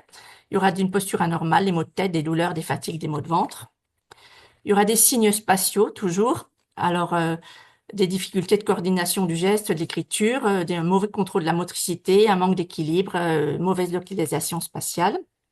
Et puis, des signes qu'on appelle perceptifs, hein, avec des pertes visuelles inconscientes, une impossibilité de se concentrer, une impression de lire et d'entendre sans comprendre, et des difficultés en lecture. Et puis le facteur aggravant, qui n'est pas forcément présent chez tous les enfants qui ont une dysfonction proprioceptive, mais le docteur Kersia, il pense que c'est ça qui différencie ceux qui ont des troubles 10 des autres, c'est les signes nocturnes qui vont être à l'origine donc d'une fatigue générale. Ce sont des enfants qui respirent la bouche ouverte en dormant, qui ronflent, qui ont du bruxisme, donc qui ont des pauses respiratoires durant le sommeil, avec des difficultés de mémorisation et de concentration, des difficultés attentionnelles. Et puis, selon l'importance de tous ces troubles, eh bien ici, vous pourrez arriver à un diagnostic de dyslexie. Et ça a été montré par l'équipe de Dijon en 2021 et ça a été publié dans Scientific Reports, qui est une revue du groupe Nature, que les enfants dyslexiques ont un trouble proprioceptif. Ici, les signes spatiaux, si les difficultés sont importantes, on pourra aboutir à un diagnostic de dyspraxie. Et ici, là, les signes nocturnes, on pourra arriver à un diagnostic de TDAH, alors qu'en fait, ce sont des enfants qui ont des troubles respiratoires du sommeil. Et puis, bien sûr, on peut mélanger un peu tout, hein. Ça peut être des enfants dyspraxiques et dyslexiques et TDAH, et puis même avoir le combo des trois, hein. Et en fait, dans le cas de la dysfonction proprioceptive, on parlera pas de comorbidité, ce sont juste des symptômes différents d'une même dysfonction. Donc attention, tous ces signes sont possibles, mais pas toujours présents dans leur ensemble. Et en plus, il y en a d'autres, hein, beaucoup d'autres, j'ai pas tout mis là. Mais il y aura dysfonction proprioceptive s'il y a obligatoirement des signes musculaires, des signes spatiaux et des signes perceptifs. Donc, là, vous l'aurez compris, l'enfant aura des soucis à l'école, hein, lire, écrire, se concentrer. Ça va aussi impacter son bien-être dans sa vie quotidienne avec de la fatigue, des douleurs diverses, hein. Et puis aussi, il va être impacté dans sa vie quotidienne, ses loisirs. Il aura du mal à taper dans un ballon, à faire ses lacets, à faire du vélo. Donc, ça va avoir un impact majeur sur la vie de l'enfant. Et puis, comme une difficulté en entraîne toujours une autre, eh bien, ça peut aussi impacter ses difficultés, ses relations avec les autres enfants, entraîner un isolement, une mauvaise estime de soi, de l'anxiété, de la phobie scolaire, de l'épuisement et un état dépressif. Mais voilà, le tableau est sombre, mais il y a un espoir puisqu'il y a une équipe, comme je vous l'ai dit, sur Dijon jusqu'à présent, qui travaille depuis 20 ans sur le sujet, maintenant à Lille avec le docteur Virlet, qui travaillent sur un traitement proprioceptif, donc qui est évalué actuellement uniquement dans la dyslexie. Nous espérons bientôt financer une étude avec le docteur Virlet dans la dyspraxie. Mais dans de la dyslexie, on commence à avoir bien avancé, hein, même si c'est toujours très contesté. Donc, je ne sais pas du tout, voilà, dans le SAF si ça peut être utile ou pas, mais je vais vous le présenter. Et puis après, Olga vous parlera, elle, de son témoignage. Donc, on va reprogrammer la proprioception en agissant sur toute la chaîne d'information proprioceptive. Je vous ai parlé de Roll tout à l'heure, hein, qui a montré qu'il y avait des chaînes proprioceptives qui allaient de l'œil jusqu'au pied. Eh bien, donc, on va travailler sur toute cette chaîne proprioceptive et on va utiliser des leurres. En fait, on va tromper le cerveau. Alors, soit avec des prismes dans les lunettes, hein, on modifie très légèrement la perception de l'espace, des petites semelles proprioceptives avec des très faibles surépaisseurs pour modifier la perception du sol, hein, et entraîner une régulation du tonus postural, en fait. Et avec tous ces petits éléments, et plus des positions, parfois il y aura besoin d'ostéopathie pour l'élever des contractions musculaires. Avec tous ces éléments, au travers du mouvement, parce que vous l'avez compris, la proprioception, le schéma corporel, ça se code au travers du mouvement. Donc, grâce à ces stimulations proprioceptives au travers du mouvement, on va corriger les informations proprioceptives erronées et on va reprogrammer le schéma corporel, hein, grâce à la plasticité sensorimotrice dont je vous ai parlé tout à l'heure. Et donc là, cette partie du traitement, c'est le traitement le jour, hein. On agit sur la proprioception le jour. On rétablit une bonne posture, enfin voilà. Et puis la nuit, en fait, là, pour améliorer la proprioception la nuit, et on va donc avoir des exercices respiratoires. Les enfants vont devoir faire des exercices respiratoires avec les lunettes et les yeux ouverts, c'est important. Et puis aussi une position pour s'endormir, pour éviter que la langue ne tombe au fond de la gorge et ne provoque des pauses respiratoires. Et donc, ces exercices vont restaurer à la longue un fonctionnement physiologique du diaphragme et ils vont améliorer le sommeil, ce qui fait qu'il y aura moins de fatigue, moins de troubles attentionnels, moins d'agitation et une bien meilleure mémorisation des enfants. Et donc actuellement, il y a une étude sur le sommeil enfin, qui vient de se terminer ici à Dijon. Et notre association avait participé financièrement. Et donc ça va être publié l'année prochaine et qui démontre l'importance de ces exercices respiratoires et leur intérêt dans la dyslexie. Donc, ce qu'il faut comprendre, c'est que la reprogrammation proprioceptive, c'est pas un traitement miracle ni magique. C'est une reprogrammation sensorimotrice, comme on l'a vu, hein, qui est longue et qui est exigeante. Elle est en cours d'évaluation scientifique dans la dyslexie, comme je vous l'ai dit, jamais dans le SAF. Donc voilà, on ne peut pas du tout extrapoler au jour d'aujourd'hui. Donc, elle s'appuie sur la plasticité sensorimotrice, hein, cette capacité qu'a le cerveau à se réorganiser sous l'effet d'un entraînement qui met à la fois en jeu nos mouvements et nos sens. Mais on ne peut reprogrammer la proprioception que le cerveau, si le cerveau reçoit de manière régulière et durant une longue période les nouvelles et bonnes informations proprioceptives, hein. C'est un petit peu un chemin qu'on trace dans le cerveau, hein, comme un chemin en forêt. Au début, vous passez, il y a des pleins de ronds, c'est compliqué. Puis plus vous allez passer régulièrement et plus le chemin va se faire et pour finir par devenir une autoroute. Et ce qu'on veut avec le traitement, c'est recréer de nouvelles autoroutes, de nouvelles connexions neuronales qui soient des autoroutes. Donc ce traitement, il peut parfois avoir des résultats spectaculaires, mais il ne peut fonctionner que s'il est correctement observé. Et c'est pour ça que je dis toujours aux gens pour bien l'observer, il faut le comprendre. Et pour le comprendre, je les engage à venir sur notre site Sensoridis, où il y a beaucoup de choses pour expliquer et pour le comprendre.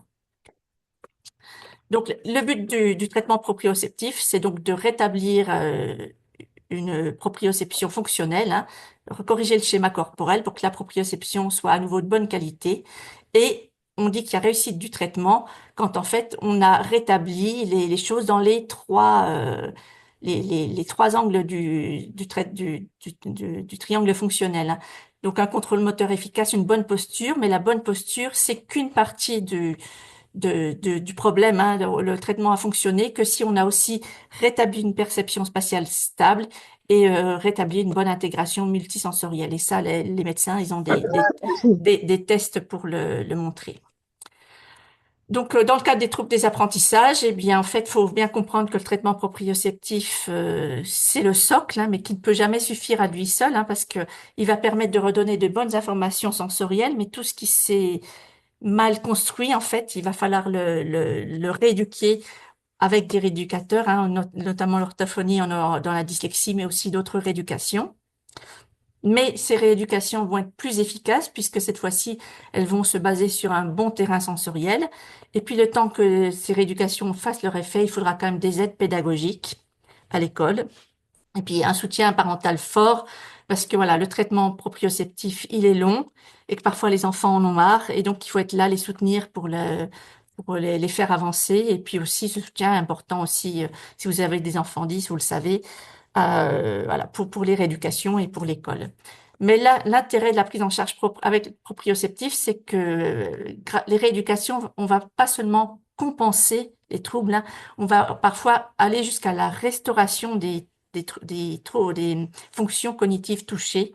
Ça choque encore beaucoup de monde quand on dit ça, hein, mais vraiment, hein, quand on redonne les bonnes informations sensorielles avec la plasticité cérébrale, on peut parfois restaurer et avoir des enfants qui fonctionnent tout à fait normalement au bout de quelques années de traitement. Le traitement proprioceptif va donc améliorer la vie de l'enfant à l'école, mais vous l'aurez compris, dans tous les aspects de sa vie quotidienne qui étaient impactés par sa dysfonction proprioceptive. Pour finir, mon petit retour d'expérience en tant que présidente de Sensoridis sur plusieurs points, la durée du traitement, c'est en moyenne 4 ans. Ça peut être beaucoup plus court, hein. Moi, j'ai eu des adhérents qui m'ont dit qu'en 2 ans, leur gamin, il fonctionnait tout à fait normalement. Ça peut être plus long. Mon fils, il a eu des prismes 7 ans et puis il a toujours des semelles et des alphes. Et puis parfois, ça peut être même les prismes, ça peut être beaucoup plus longtemps, hein. Moi, je connais une petite fille qui avait donc une dysproprioception sévère parce qu'elle a un syndrome d'Ehlers-Danlos, qui est une maladie du collagène. Et donc, qui dit maladie du collagène dit dysproprioception sévère. Et donc, ces gens-là, ils ont en plus des vêtements compressifs hein, pour améliorer leur proprioception. Donc voilà, il est possible qu'elle ait aussi le traitement du SDP à vie. Enfin, ça l'a bien aidé. Après, ça résout pas tout chez elle parce que voilà, c'est un cas compliqué. Et donc, c'est là où je vais en venir pour les résultats. C'est pareil, les résultats, ça va être variable, hein. Il y a des enfants qui vont répondre très bien au traitement proprioceptif et puis qui, au bout de quelques années, comme le mien, vont fonctionner tout à fait normalement, à condition qu'on ait observé ce traitement correctement. Il y a des enfants pour qui ça va améliorer les choses, mais pas tout résoudre, mais c'est toujours ça qui est bon à prendre. Et puis il y a des enfants plus rares et où ça ne fonctionne pas du tout et on ne sait pas toujours pourquoi, parce qu'en fait, c'est pas aujourd'hui quelles sont les origines de la dysfonction proprioceptive, hein, quelles sont les causes. Et là aussi, j'ai le cas d'une petite fille que j'ai connue qui avait une dyspraxie très sévère et en fait, voilà, ses parents lui avaient fait faire le traitement proprioceptif, mais ça ne fonctionnait pas. Puis quelques années après, ils ont découvert qu'elle avait une maladie génétique rare qui s'appelle un syndrome de White-Sutton, qui a des impacts sur le cervelet. Et donc voilà, cette petite fille ne répondait absolument pas au traitement. Et puis pour finir, les contraintes du traitement, parce qu'il y en a plusieurs. Donc comme je vous l'ai dit, le fait que c'est un traitement qui demande quand même beaucoup d'implication de la famille et qui doit être observé pour fonctionner. Si on l'observe pas comme il fonctionne pas. C'est un traitement, c'est une prise en charge pluridisciplinaire. Vous l'avez vu, les yeux, la bouche, les pieds, parfois l'ostéopathe. Et donc, il faut trouver plusieurs professionnels qui soient formés, qui arrivent à travailler ensemble. Et ça, c'est pas toujours évident parce qu'il n'y a pas beaucoup de professionnels formés, malheureusement en France, comme c'est encore contesté. Et puis enfin, le coût, parce que voilà, parfois il faut faire des déplacements aller loin, hein. Et puis, il y a aussi, comme c'est pas encore reconnu, il y a des choses qui sont pas remboursées. Et donc, voilà, c'est une contrainte à prendre en compte, que malheureusement, c'est pas forcément à la portée de tout le monde. Et c'est pour ça qu'on a créé cette association un petit peu, hein, pour aider la recherche et pour faire avancer les choses, pour que ce soit mieux connu, mieux reconnu et mieux remboursé un jour. Donc voilà, si vous avez besoin de non-professionnels formés, nous, Sensoridis, on en recense. Mais voilà, on n'est que bénévoles, on a des coups de fil de toute la France et on a décidé maintenant de ne plus répondre qu'aux gens qui adhèrent à l'association parce que voilà, on a besoin d'adhérents pour avoir du poids auprès des autorités. Et donc voilà, l'adhésion, c'est 20 euros déductible des impôts. On a un tarif non imposable de 7 euros. Voilà. Donc si un jour vous voulez nous contacter, voilà, il faut adhérer avant pour nous aider aussi. Voilà, je vous remercie de votre attention et puis je vais arrêter le partage. Et si vous avez des questions, et sinon, on passe à Olga. Il y a déjà une question là, peut-être. Est-ce que la personne veut la lire elle-même et compléter ou est-ce que je la lis? La question, c'était la rééducation est-elle possible à l'âge adulte ou c'est trop tard? C'est possible à l'âge adulte, mais c'est compliqué parce qu'en fait, il y a déjà très très peu de professionnels pour les enfants. Mais alors pour les adultes, ils sont encore plus rares. Il y en a encore moins en France. Parce que chez l'adulte, c'est beaucoup plus compliqué pour eux. Déjà, d'abord, on n'a pas la plasticité cérébrale des enfants et en plus, on a mis plein de compensations. Et en plus, une dysfonction proprioceptive peut cacher d'autres choses, des pathologies beaucoup plus graves. Il faut pas passer à côté. Donc voilà, donc c'est beaucoup plus compliqué. Alors quand tout ça se développera, je pense que ce sera plus facile, hein. Mais vous l'avez compris, on est au début d'une histoire. Ça fait que 20 ans qu'il y a de la recherche là-dessus, et c'est encore très jeune, hein, en médecine, et c'est encore très contesté. Les gens il y a peu de professionnels qui se forment. Et quand ceux qui se forment, il y en a qui abandonnent en cours de route parce que ils se font tellement taper dessus, c'est tellement compliqué pour eux, hein. On en est malheureusement là il y en a qui arrêtent, hein. Et donc voilà, les adultes, c'est quand même beaucoup plus compliqué. C'est les plus chevronnés qui vont s'y coller. Enfin, en tout cas, pour tout ce qui est prisme, mais, parce que par contre, un podologue, vous pourrez toujours en trouver. Déjà les semelles, ça peut aider, rien que les semelles. Et les podologues, là, par contre, c'est beaucoup plus courant.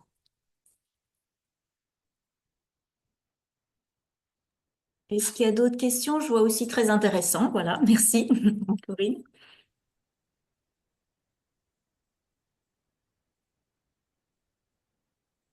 Je passe au témoignage du coup, s'il n'y a pas de questions maintenant, et puis on repasse ensuite aux questions.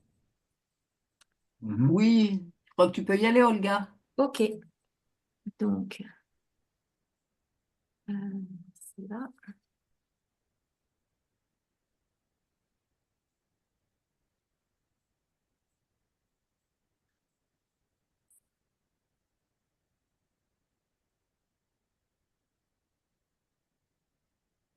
Vous voyez bien l'écran? Oui, mais c'est pas, Ah, c'est pas C'est sur pas tout en plein l'écran. écran. ah, Voilà. alors, on va être comme ça va? Mm. Pour l'instant. Non, il n'y a pas de Oui, il différence. n'y a pas de différence pour l'instant. Pour moi, il n'y en Ah, a pas. Représentation. bon, je recommence. Pourquoi ça fonctionnait? J'ai- Ah, ça commence à bien partir, Olga. Non, il faut ranger la partie gauche, là. Hein? Cliquez 2 fois pour obtenir le mot de prénom. Là, et puis diaporama. Bon, à partir du début, pourquoi j'ai pas le début? Et c'est pas en bas, tu peux pas faire, pas en bas. Regarde Non, j'ai pas. Attends. Les petits carrés en les bas. petits carrés en bas de ton écran, à droite. Non, j'ai pas cette version-là. Et Ben, pourtant, on la voit. nous, on la On la voit. voit. On la voit sur ton écran. Je vois cette partie-là. Moi, j'ai ça. Pourquoi je l'ai comme ça? Alors, attends, je reviens là-dessus. Sinon, je commencerai comme ça parce que c'est pas le plus intéressant. Je vais commencer comme ça, tant pis. Moi, je tenais à témoigner parce que dans l'ordre, c'est mon fils qui est concerné. Je l'ai adopté en 2006. Il y a eu des symptômes, mais qui n'étaient pas très importants et qui n'étaient pas gênants au début de beaucoup de choses. C'est au moment où il est rentré à l'école où ça a commencé à poser des problèmes. Le primaire, on a réussi à peu près à aller. Il y a eu plusieurs diagnostics de multi-10, à part les calculs, mais le reste, il avait tout. Il a eu une prise en charge avec orthophoniste, psychomote, orthoptiste. Et puis, il faisait beaucoup, beaucoup de sport parce qu'il était très, très actif. Et tous les 6 mois, même quelquefois un peu plus, il avait des plates, des attelles, etc., des IRM, il y avait des chutes, etc. Et puis, ben, en tapant j'ai fait des listes de toutes les choses qu'il y avait. Et puis, ben, j'ai regardé sur Internet parce qu'aucun médecin faisait un lien entre tout ça. Et moi, je trouvais que quand même, tous ces symptômes qu'il y avait un peu partout, il devait y avoir une explication. Je voulais comprendre d'où ça venait, pas seulement agir, mais aussi comprendre d'où ça venait. Et puis, je suis tombée sur le terme proprioception. Donc, j'ai lu beaucoup de choses en anglais, j'ai lu beaucoup de choses en français. Et en français, je suis tombée sur le site du docteur Kersia. Donc, j'ai pris contact avec lui. Et donc, il a eu un diagnostic en 2018. Il avait donc 12 ans. Et puis, et on a continué, ergothérapeute, etc. Et puis, pour la suite de l'histoire, le diagnostic des TSAF, ça a été seulement en 2020 et du TDAH avec le docteur Germano. Donc, ce qui était intéressant, voilà. Ce que j'avais noté dès le début, c'est cette dysmaturité dont Catherine a parlé tout à l'heure. Et moi, la façon dont j'ai fait, ça va. La dysmaturité, c'était par exemple sur... alors, on revient. Hop, Faut peut-être passer. Voilà, ça y est. voilà. Maintenant, il est pas. Voilà. La dysmaturité, dans son cas, aujourd'hui, il a 18 ans. Donc, il fait des études dans le supérieur. Physiquement, il a 18 ans. Quand il parle, il en a plutôt 20. Et puis sur la lecture, grâce au traitement sur la proprioception, il est aujourd'hui, par rapport à d'autres jeunes qui auraient peut-être pas eu ce traitement-là, lui finalement, il n'a pas énormément de retard. Peut-être quelques mois, il lit peut-être un peu moins bien, mais il lit assez bien. Et donc moi, ma technique, ça a été pour chacun des problèmes qu'on avait, essayer de trouver quelque chose qui puisse l'aider. Donc le protocole en 2018 à 12 ans, là je vous ai mis un peu pourquoi est-ce qu'on s'est retrouvé là. C'était des bols qui étaient tous cassés, tous ébréchés, les assiettes, tous les soirs les verres étaient renversés. Il était vraiment hyper maladroit. Il faisait énormément de sport et on était tout le temps à faire des radios. Il avait toujours des plates, des attelles, etc. Il avait beaucoup de difficultés sur la lecture. Donc, quand j'ai pris contact avec le docteur Kersia, on m'a demandé d'abord de remplir un questionnaire en ligne et je suis venue avec ce questionnaire. Il cochait à peu près tout. Il y avait beaucoup de choses par rapport au sommeil parce que ça a toujours été un problème, mais je pense que pour nos enfants qui sont porteurs de TSAF, N'oublie pas de changer de diapo, Oui, parce que Olga. du oui, coup, bah là c'est là-dessus, c'est sur le protocole. non, Ouais, maintenant, nous c'est resté Ah, sur la première, hein. Enfin, restez sur la d'accord. dysmaturité. ouais. Alors pourquoi moi je vois les autres. Alors je recommence. Voilà, le Là, protocole. c'est bon. Ouais. C'est bon. Du coup, donc on a eu le rendez-vous, l'entretien, on a fait un bilan de proprioception. À la suite de ça, j'ai eu différentes ordonnances. On a eu d'abord les lunettes. Là, c'est super important d'être vraiment en confiance avec un opticien. Nous, on a eu de la chance d'avoir une opticienne qui accepte de passer du temps à lire le protocole, à s'intéresser au sujet. Je lui en ai énormément parlé et à faire tout ce qu'il fallait. Donc ensuite, elle a été en lien avec le docteur Kersia pour voir que vraiment c'était bien. Et donc à chaque fois qu'il fallait changer les lunettes aussi à revoir, etc. Il lui passait après l'école pour lui remettre bien comme il fallait. Il y a eu en même temps les semelles de proprioception qui ont été vraiment hyper efficaces. Et puis, quelques mois après, la fois d'après, quand on est retourné voir le docteur Kersia, c'est à ce moment-là où il a mis les petits bouts de colle sur les dents qui permet de remettre la langue au bon endroit. Et puis, en même temps que tout ça, on faisait tous les soirs les exercices de respiration. On a acheté un pupitre et puis un petit réhausseur des pieds pour qu'il soit bien positionné. Alors ça, au début, les enseignants, certains ont un peu tiqué et puis bon, ils ont bien accepté qu'on fasse, mais ils voyaient pas trop ce que ça donnait. Et puis finalement, quand il a commencé à y avoir des résultats, bon ben là, tout le monde a commencé à se dire bon, ça vaut peut-être la peine. Dans les choses, les limites. Il faut vraiment faire tous les exercices avec l'enfant parce que si on n'est pas couché à côté de lui à faire les exercices de respiration, surtout pour un enfant qui a des troubles de l'attention, il le fera pas de lui-même. Donc, il faut vraiment être à côté. Et ce qui, moi, a fonctionné, c'est à partir du moment où il a vu que, par exemple, pour faire du sport, il y avait eu des progrès. L'école, c'était pas ce qui l'intéressait le plus. Par contre, quand il a vu que il était capable d'avoir des bons résultats sur tout le reste, sur tous les résultats sportifs. Ça, il a voilà de lui-même. Autant sur tout le reste, il oubliait tout, mais par contre ses semelles, il ne les a jamais oubliées. Ça, les semelles, ça a été la chose magique pour lui et encore aujourd'hui, c'est lui qui me dit reprends rendez-vous. Mes pieds ont grandi, je veux des nouvelles semelles. Donc, ce qui a été le plus spectaculaire, c'est sur la vie courante. À partir de là, je n'ai plus de vaisselle ébréchée. Tout a été vraiment assez magique entre guillemets pour cette partie-là. Le reste, c'est pas magique du tout. Tenir pour faire les exercices sur le long terme, ça, c'est de respiration le soir, ça, c'est compliqué. Et encore aujourd'hui.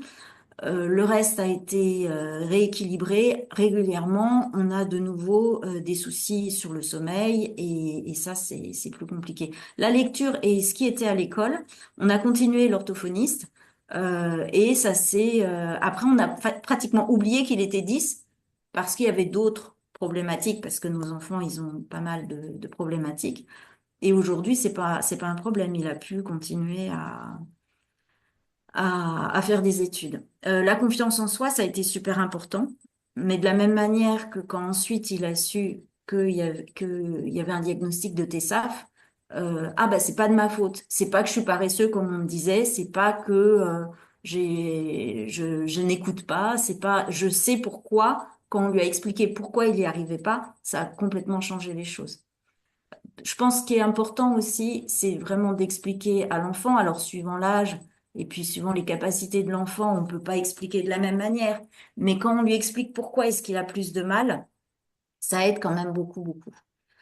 Voilà. Et puis, bah, il y a quand même le coût. Alors, ce qu'il faut savoir, c'est que moi, par exemple, j'avais gardé toutes les factures pour les lunettes parce qu'il y avait quand même un complément, pour les semelles parce que ça coûte quand même cher. Et toutes ces factures-là, je les ai données dans le dossier de la MDPH quand on nous demande quelles sont les prises en charge. Je les ai données, j'ai expliqué, c'est pour ça que j'ai eu une aide un peu plus importante. Donc ça peut compter. Ouais, ils ont bien voulu prendre en compte en tout cas, parce que moi Oui, j'ai des familles, oui. moi ils veulent la même dépêche, je veux rien savoir. Hein. Non, non, moi ils ont accepté. En fait, j'aurais expliqué tout ce que ça avait changé, Mhm, tout ce que ça leur faisait d'économie, d'autres choses qui n'étaient pas à rembourser. Et du coup, alors c'est pas directement une aide pour payer ça, mais c'est une mhm, aide générale mhm. qui est plus importante parce qu'ils savent que ça coûte. D'accord. Voilà, ça a été, voilà, le 77 pour ça, peut-être mieux.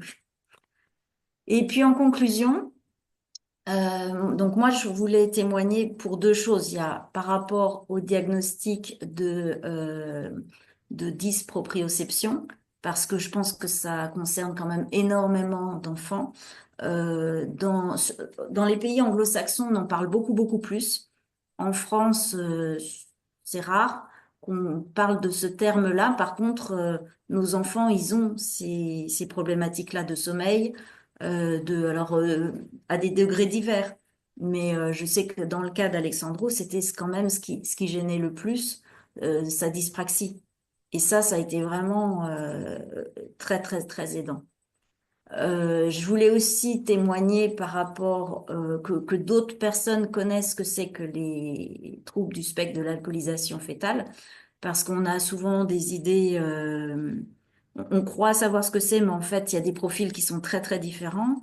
Et dans le cas de mon fils, par exemple, si c'est pas une amie sage-femme qui avait eu une sensibilisation sur ce sujet-là, jamais j'en aurais entendu parler. Il n'y avait aucun médecin, et même encore après, il y a encore des médecins qui quelquefois ont douté. Il a fallu que je donne le diagnostic pour qu'ils recherchent éventuellement et qu'ils disent, ah oui, ça pouvait être aussi comme ça se voit pas, quoi.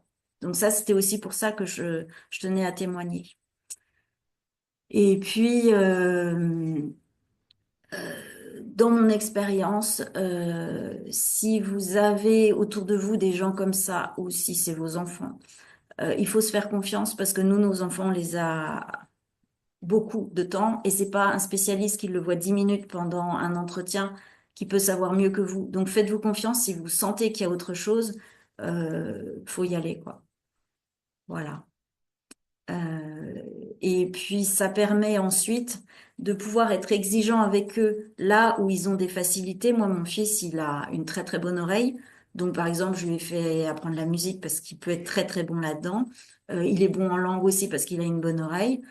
Par contre, bon, l'organisation, le rangement de sa chambre, je suis toujours derrière parce que ça, ça sera toujours un peu compliqué, quoi. Voilà, c'était tout ce que j'avais à témoigner. Après, je peux répondre aux questions. Bien. Merci Olga. Ça, ça a duré combien de temps pour toi? Enfin, pour lui, plus exactement. Euh, Je crois qu'en 2 ans, on avait fait le maximum. Enfin, l'évolution avait été hyper impressionnante, même en une année, en fait. Mhm. Bon, c'était tellement impressionnant avant. Les semelles, surtout, ça a été impressionnant. Et puis, oui, j'ai quand même pas dit, mais je vais frimer un peu pour lui. Il fait quand même du sport en compétition. Donc ça, on était loin de ça quand il était petit, quoi. Il Mhm. fait du wakeboard et ça, c'est quand même grâce à toute cette rééducation. Ce qui était compliqué, et je pense que à l'adolescence, ça doit être vraiment compliqué. Lui, il avait 12 ans, donc ça allait encore. Mais à partir de 15 ans, ça a été beaucoup plus compliqué de, de lui dire, ben, pense à ton sommeil, c'est le sommeil qui fera que, voilà. Donc, puis bon, on sait que pour nos enfants, il y a aussi d'autres choses qui arrivent après. Donc, bon. Mhm. Et les semelles, il continue à en avoir. Les choses sur les dents sont toujours collées. Les lunettes, par contre, il a plus besoin. Là, il a plus les prismes. Mhm. Ça fonctionne comment ces prismes? Parce que j'avoue que je comprends pas très bien, c'est un peu magique pour moi ça. Alors, si tu veux, ça dévie un tout petit peu la perception de l'espace. Et donc, du coup, ça va provoquer un petit mouvement de l'œil, puisqu'on change la façon dont on perçoit. Et t'as ces chaînes proprioceptives qui vont de l'œil au pied. Et donc, du coup, ça provoque un petit réflexe. Ouais, enfin, voilà, c'est un petit peu... toi, quand on veut regarder sur le côté, tu tournes pas l'œil. En fait, l'œil, tu commences avec l'œil et l'œil entraîne la tête. Mais en fait, c'est ce que tu fais avec ces prismes, hein. Tu changes légèrement la perception de l'espace pour provoquer un petit mouvement réflexe et tu rétablis donc la posture et la tension musculaire, le schéma corporel après au travers du mouvement. Et pareil avec les semelles, hein, tu leurres, tu trompes le cerveau et donc il va redistribuer le tonus musculaire différemment. C'est des leurres, hein, on le trompe Mm. Ouais. et parce qu'on le trompe, ça va lui permettre de reprogrammer le schéma corporel. Mm. Mhm.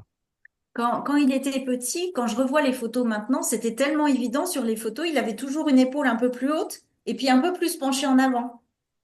Et du coup, il avait toujours mal au dos parce que la colonne, elle était tordue. Et Mm. à partir du moment où il y a eu les lunettes, au début les lunettes et les semelles, ça a été déjà de le remettre en comme ça. Et puis après de le remettre plus penché comme ça derrière. Et à partir de ce moment-là, il a plus besoin, il avait plus cette fatigue-là. Donc c'est énorme pendant la journée de plus avoir tout cette fatigue tout le temps, d'avoir mal partout. Et ça a été quelque chose où aujourd'hui, il se dit, tu te rends compte à cette époque-là, j'avais quand même tout le temps quelque chose. J'étais tout le temps en train de me plaindre, j'étais pas bien, quoi. Ah oui.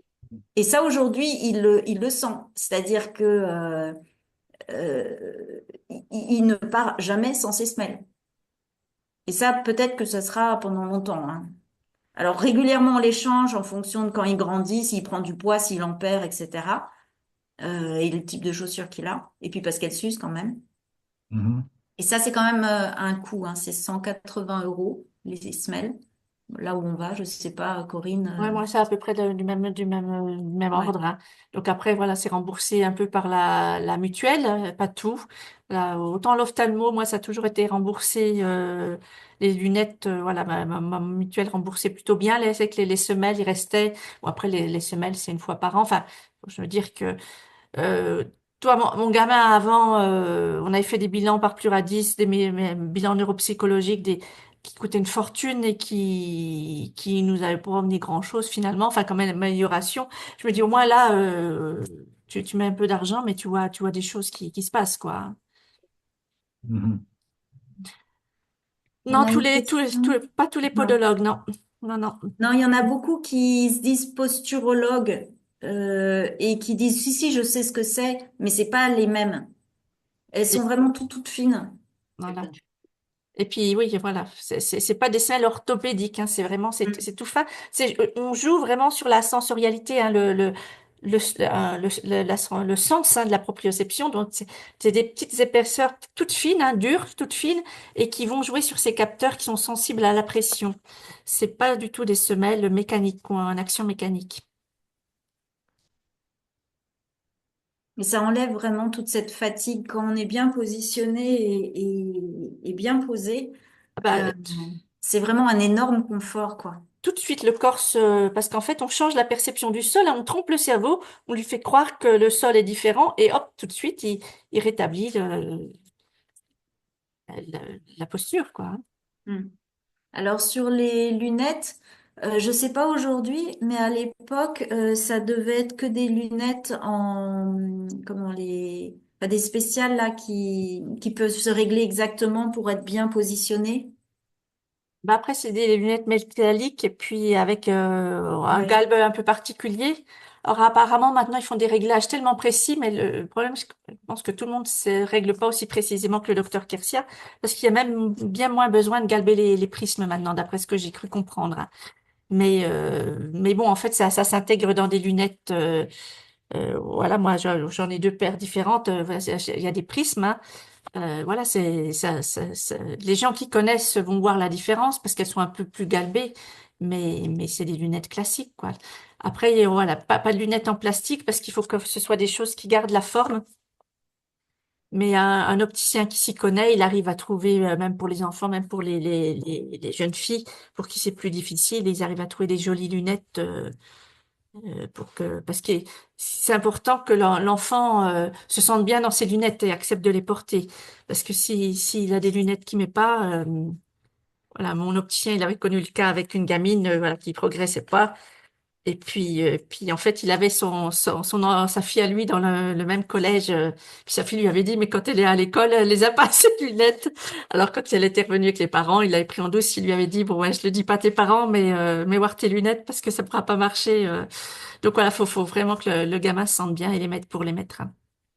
Oui, dans l'idéal, il faut vraiment que l'opticien il soit à côté de l'école parce qu'à l'école, les bousculades, le machin, le sac, il faut pouvoir Ouais. revenir les régler régulièrement, quoi. Oui, enfin, pas loin de chez soi. Autant Mm. les autres, on les voit pas souvent. Moi, avec Marc, au début, l'opticien, on le voyait très, très souvent. On le voyait très, très souvent au début, hein. Parce que c'est que, Mm. voilà, les garçons, en plus, c'est un Et- garçon. Alors, à l'école, c'était toujours, parfois, il revenait avec les lunettes comme ça, tout de travers. Bon, ben, voilà. Oui, oui, au On début, allait, c'est un peu C'est com- sportif. c'est euh, compatible avec des lunettes de vue, correctrices? bien Oui. sûr, hein. Oui, oui, Moi, oui, il y a moi, la moi, correction en j'ai plus. j'ai des verres encore. En plus, à mon âge, je suis hypermétrope en plus, hein. Donc, moi, j'ai tout. J'ai l'hypermétropie, j'ai les prismes, j'ai tout. J'ai la Mhm. myopie et tout est tout est dans Tout le est dans le verre. même. Mm. Mhm. Au niveau des causalités, vous avez décrit que toutes les conséquences, mais vous disiez que c'est pas forcément évident de savoir d'où ça vient, parce que les TSAF, c'en est une possible. Vous en avez d'autres de répertoriés? Alors, par exemple, le syndrome d'Ehlers-Danlos, là, puisque là, on sait le collagène, hein, toutes les maladies du collagène, en fait, les capteurs proprioceptifs sont dans des fibres de collagène. Donc, quand le collagène est de mauvaise qualité, les capteurs peuvent pas envoyer de bonnes informations proprioceptives. Donc, toutes les maladies du collagène entraînent des troubles proprioceptaux sévères. Alors, dans le cas des troubles des apprentissages, Exact, ouais. là, il y a deux physiciens qui ont montré dans la dyslexie que il y a eu une asymétrie des tâches de Maxwell. Ah non, une trop grande symétrie. Alors là, c'est un truc dans l'œil. Bon, je vais pas rentrer dans les détails, mais docteur Kirsia, il a vérifié, il a fait des tests, il dit c'est ça, ils ont trouvé. Donc c'est une cause de dysfonction proprioceptive, hein, cette trop grande symétrie des tâches de Maxwell. Et puis, je pense que ça peut être effectivement la proprioception, elle peut être impactée par beaucoup de choses. On sait pas tout. Alors après, il y a plein de maladies graves, bah, la sclérose en plaques, enfin voilà, il y a plein de pathologies où la proprioception, ça est impacté. C'est pour ça qu'à l'âge adulte, ça va être plus compliqué, je pense, pour les professionnels, parce qu'il faut faire attention à pas se confondre avec autre chose, quoi. Mais Oui. Mais donc, c'est des séries de conséquences communes à des causes très diverses. Mhm. ben, voilà, aujourd'hui, si vous voulez, on ne sait pas encore tout. Voilà, on connaît on commence à connaître plusieurs grandes causes. Il y a aussi, je pense, les plagiocéphalies. Et là, je pense que c'est consécutif à des déformations de la mâchoire parce il y a aussi, j'ai aussi, voilà, des mamans qui avaient des enfants avec plagiocéphalie qui m'ont dit que leur enfant avait beaucoup progressé aussi avec une prise en charge proprioceptive. Voilà, je pense que mais aujourd'hui, ça n'est évalué que dans la dyslexie. Mais je pense il y a une maman qui est ici, Catherine, que je connais, elle vous dira qu'elle est c'est dans le syndrome de son gamin, alors que moi, j'aurais pas pensé que ça pouvait fonctionner. Je peux dire 2 secondes, Ouais. quelques mots. Pareil, moi, mon fils, il a un syndrome de Prader-Willi. Donc, pareil, ça peut être assez vaste et complexe. Euh, Là où est située la recherche sur sa maladie, ils m'ont dit que tous les enfants qui ont le syndrome de Prader-Willi sont dysproprioceptifs. Il y a quasiment personne, enfin, je connais personne dans l'association de notre maladie qui a testé le traitement proprioceptif, mais moi, Colin, mon fils qui a 10 ans là, ça a été incroyable. Et aujourd'hui, ce qui l'a le plus aidé dans sa vie, c'est clairement ça, quoi. Et il continue de se transformer de façon incroyable, c'est-à-dire que en un an, il est passé d'une écriture bâton, moche, tout ce qu'on veut, à une écriture cursive, jolie, quoi, et calibrée. Donc, je connais personne, en fait. Pareil, les semelles aussi, nous, ça a été incroyable en maternelle, alors qu'il faisait la sieste toutes les après-midi, parce que donc trop fatigué avec toutes ces informations pas cohérentes. Eh ben, il a arrêté de faire la sieste. Il est rentré dans les apprentissages de l'école, alors qu'en grande section, avant, ça lui volait au-dessus de la tête, mais complètement, quoi. Juste les lettres, les chiffres, ça lui parlait pas. Là, il rentrait dans les apprentissages. Dans la rééducation, bah, il continuait de progresser. Et voilà, et tout a été comme ça. Il avait des troubles de la déglutition avec les ALF au bout d'un mois, alors que ça faisait 1 an qu'on travaillait dessus, que j'étais en phase de deuil par rapport à ce problème-là. Au bout d'un mois après les ALF, le problème a disparu. Donc voilà, c'est que des choses comme ça Mm. dont je peux témoigner également. Voilà. C'est que j'ai pas parlé Merci, du Catherine. problème de la bouche, hein, parce que c'est tellement vaste et voilà, pour pas compliquer trop les choses. Mais effectivement, la proprioception, elle est aussi dans la bouche, hein, donc ça peut avoir un impact et sur la déglutition et sur l'apprentissage de la parole, puisque pour produire des sons, il faut bouger sa bouche et savoir comment la bouger. Donc la proprioception peut vraiment avoir des impacts très très vastes, encore plus vastes que ceux que je vous ai présentés. Je Oui, vois c'est intéressant de une regarder question. ce qu'avait enregistré le docteur Kersia par rapport aux troubles du sommeil, parce que dedans, il parle aussi des maladies enfin, toutes les maladies infantiles, du fait d'avoir la bouche ouverte pendant la nuit ou à l'extérieur. S'il y en a qui sont concernés par ça, Ah bah. c'est assez explicite. Enfin, j'arriverai pas à le réexpliquer, mais c'est bien Ouais, fait. et en plus, ce qu'il va expliquer, c'est qu'en fait, en plus, ça va empêcher les choses de se développer comme il faut. Alors, les enfants peuvent parfois avoir des grosses amygdales. Ça va être aussi le nez, hein, les cloisons nasales, tout ça, ça va mal se développer. Enfin, il va y avoir des impacts en série, et c'est terrible, hein, voilà. Et qu'en fait, Ouais. après, il y a des choses qui sont mal formées et du coup, vous reviendrez pas dessus quand vous prendrez tard. Alors que si on prend l'enfant tôt, c'est pour ça mon rêve à moi, c'est qu'on en arrive un jour à prendre ces gamins, enfin, à qu'on contrôle la proprioception comme l'a vu aujourd'hui, hein, en, Oui. en dernière année de maternelle, parce que quand ils sont trop petits, on peut pas, parce qu'en fait, Olga l'a vu, son fils a passé, faut être capable de répondre à des questions, un tout petit peut pas. Mais je pense que en dernière section maternelle, on pourrait tester les gamins et puis les aider avant même qu'ils aient des difficultés. Et un jour, ça se passera comme ça, dans 30 ans peut-être. Et moi, ça me désole qu'on ait tant de mal à avancer dans notre pays là-dessus, alors qu'on a justement des chercheurs très en avance. Et voilà, c'est comme Il y ça, a, malheureusement. il y a une question Mm. question pour un diagnostic de TSAF. Où et qui sont les professionnels qui s'en occupent? Alors, les professionnels qui s'en occupent sont les neuropédiatres. Euh, Ou, ben ça dépend de la région où vous habitez. Nous avons aussi des bonnes adresses, on va dire. Liste sur le site. Mais je dirais contactez-nous si vous voulez avoir des réponses plus précises. Parce que ça dépend des régions, ça dépend de l'âge. Si c'est pour un enfant, on peut à peu près partout en France, à peu près, vous donner des adresses. Si c'est pour un grand ado, Mm. 17, 18 ans et au-delà, là, ça devient beaucoup plus compliqué. Mais Mais c'est n'hésitez super pas. important de le faire, donc on trouve des solutions. Oui, oui, Mm. on a toujours moyen de trouver des solutions. Et après, autre question, est-il possible d'avoir des semelles pour proprioception quand il y a déjà nécessité de port de semelles orthopédiques? Alors, je crois qu'ils peuvent arriver à mettre plusieurs choses, hein, mais peut-être que la proprioception est moins efficace pour le coup parce que s'il y a beaucoup d'épaisseur. Mais apparemment, j'ai déjà eu, on m'a déjà dit que c'était possible de mettre plusieurs corrections sur une semelle. Après, je sais pas si c'est aussi efficace que des semelles proprioceptives uniquement, hein. Ça, faudrait voir Il avec un faut, podologue. il faut vraiment demander au podologue. Mm. Enfin, le mieux, c'est quand même de passer par vous avant par rapport au podologue, parce que moi, ça m'est arrivé d'avoir un podologue qui me dit si, si, je connais, et puis en fait, c'était pas ça du tout. Mhm.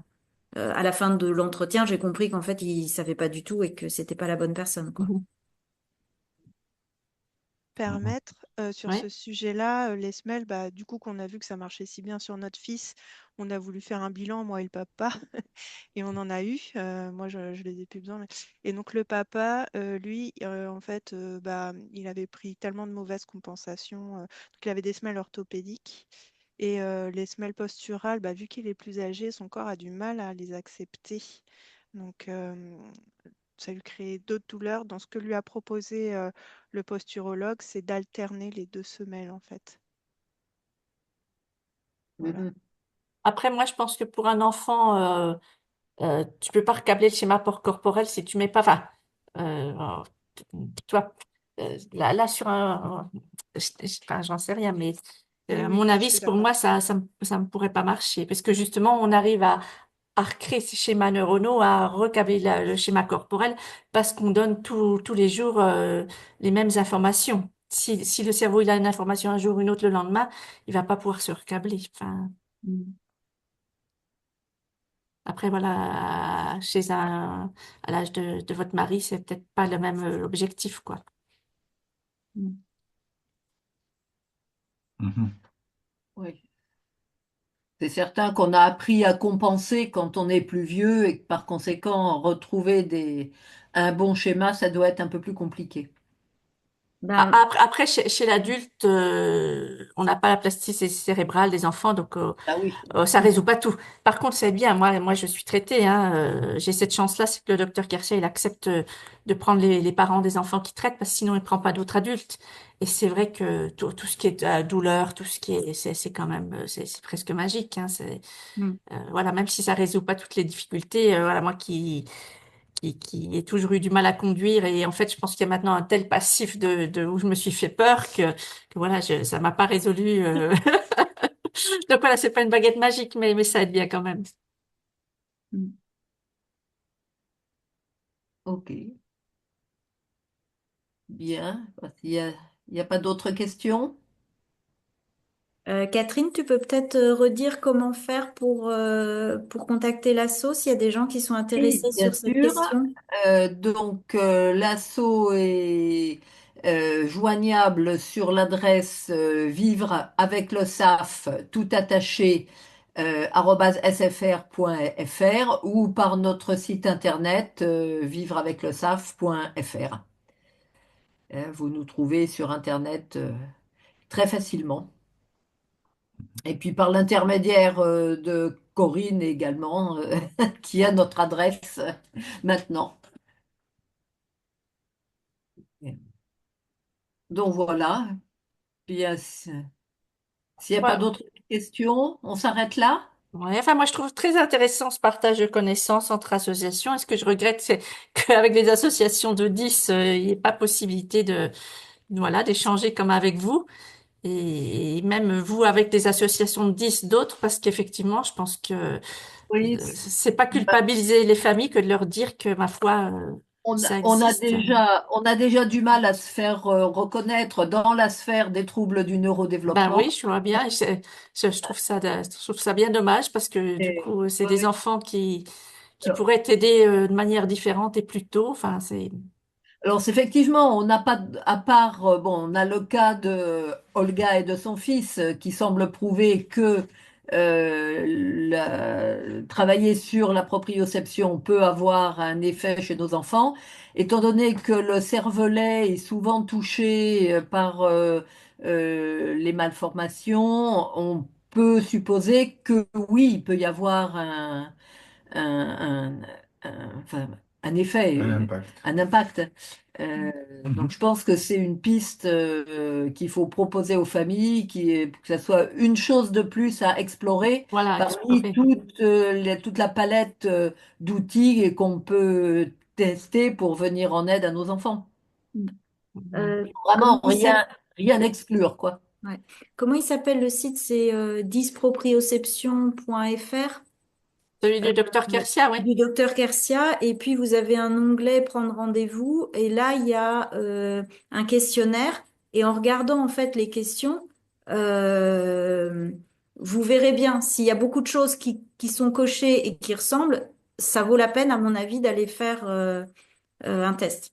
Et là, oui, dans ce que je vous ai présenté, faut avoir vraiment des signes dans les trois domaines Ouais. musculaires, des signes perceptifs et des signes spatiaux. Si vous avez des signes dans les trois domaines, plus au niveau de la bouche, et là, vous pouvez vous dire bingo, quoi, ça vaut le coup d'essayer. Et pour nos enfants, dans beaucoup de cas, il y a en plus les problèmes de sommeil.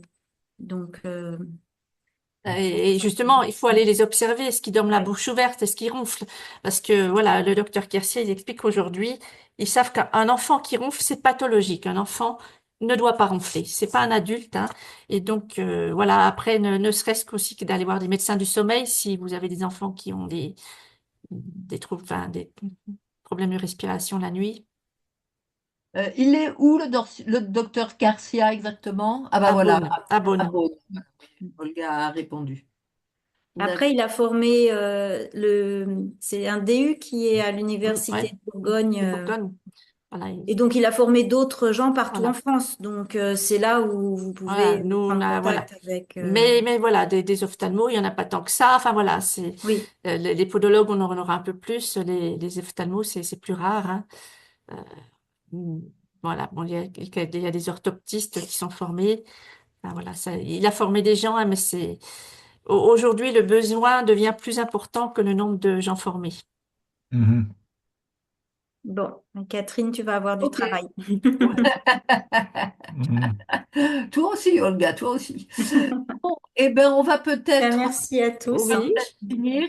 Merci beaucoup, Corinne. En tout cas, c'était vraiment une riche idée que de faire cette conférence en Mhm. commun parce que moi, j'ai découvert vraiment un univers. ah oui, Mhm. puis Moi, moi à aussi, hein. 33 ans maintenant, c'est un petit peu tard, je pense, pour lui faire faire une rééducation. Mais je pense qu'à l'époque, ça lui aurait bien servi parce que qu'est-ce qu'il a pu tomber lui aussi.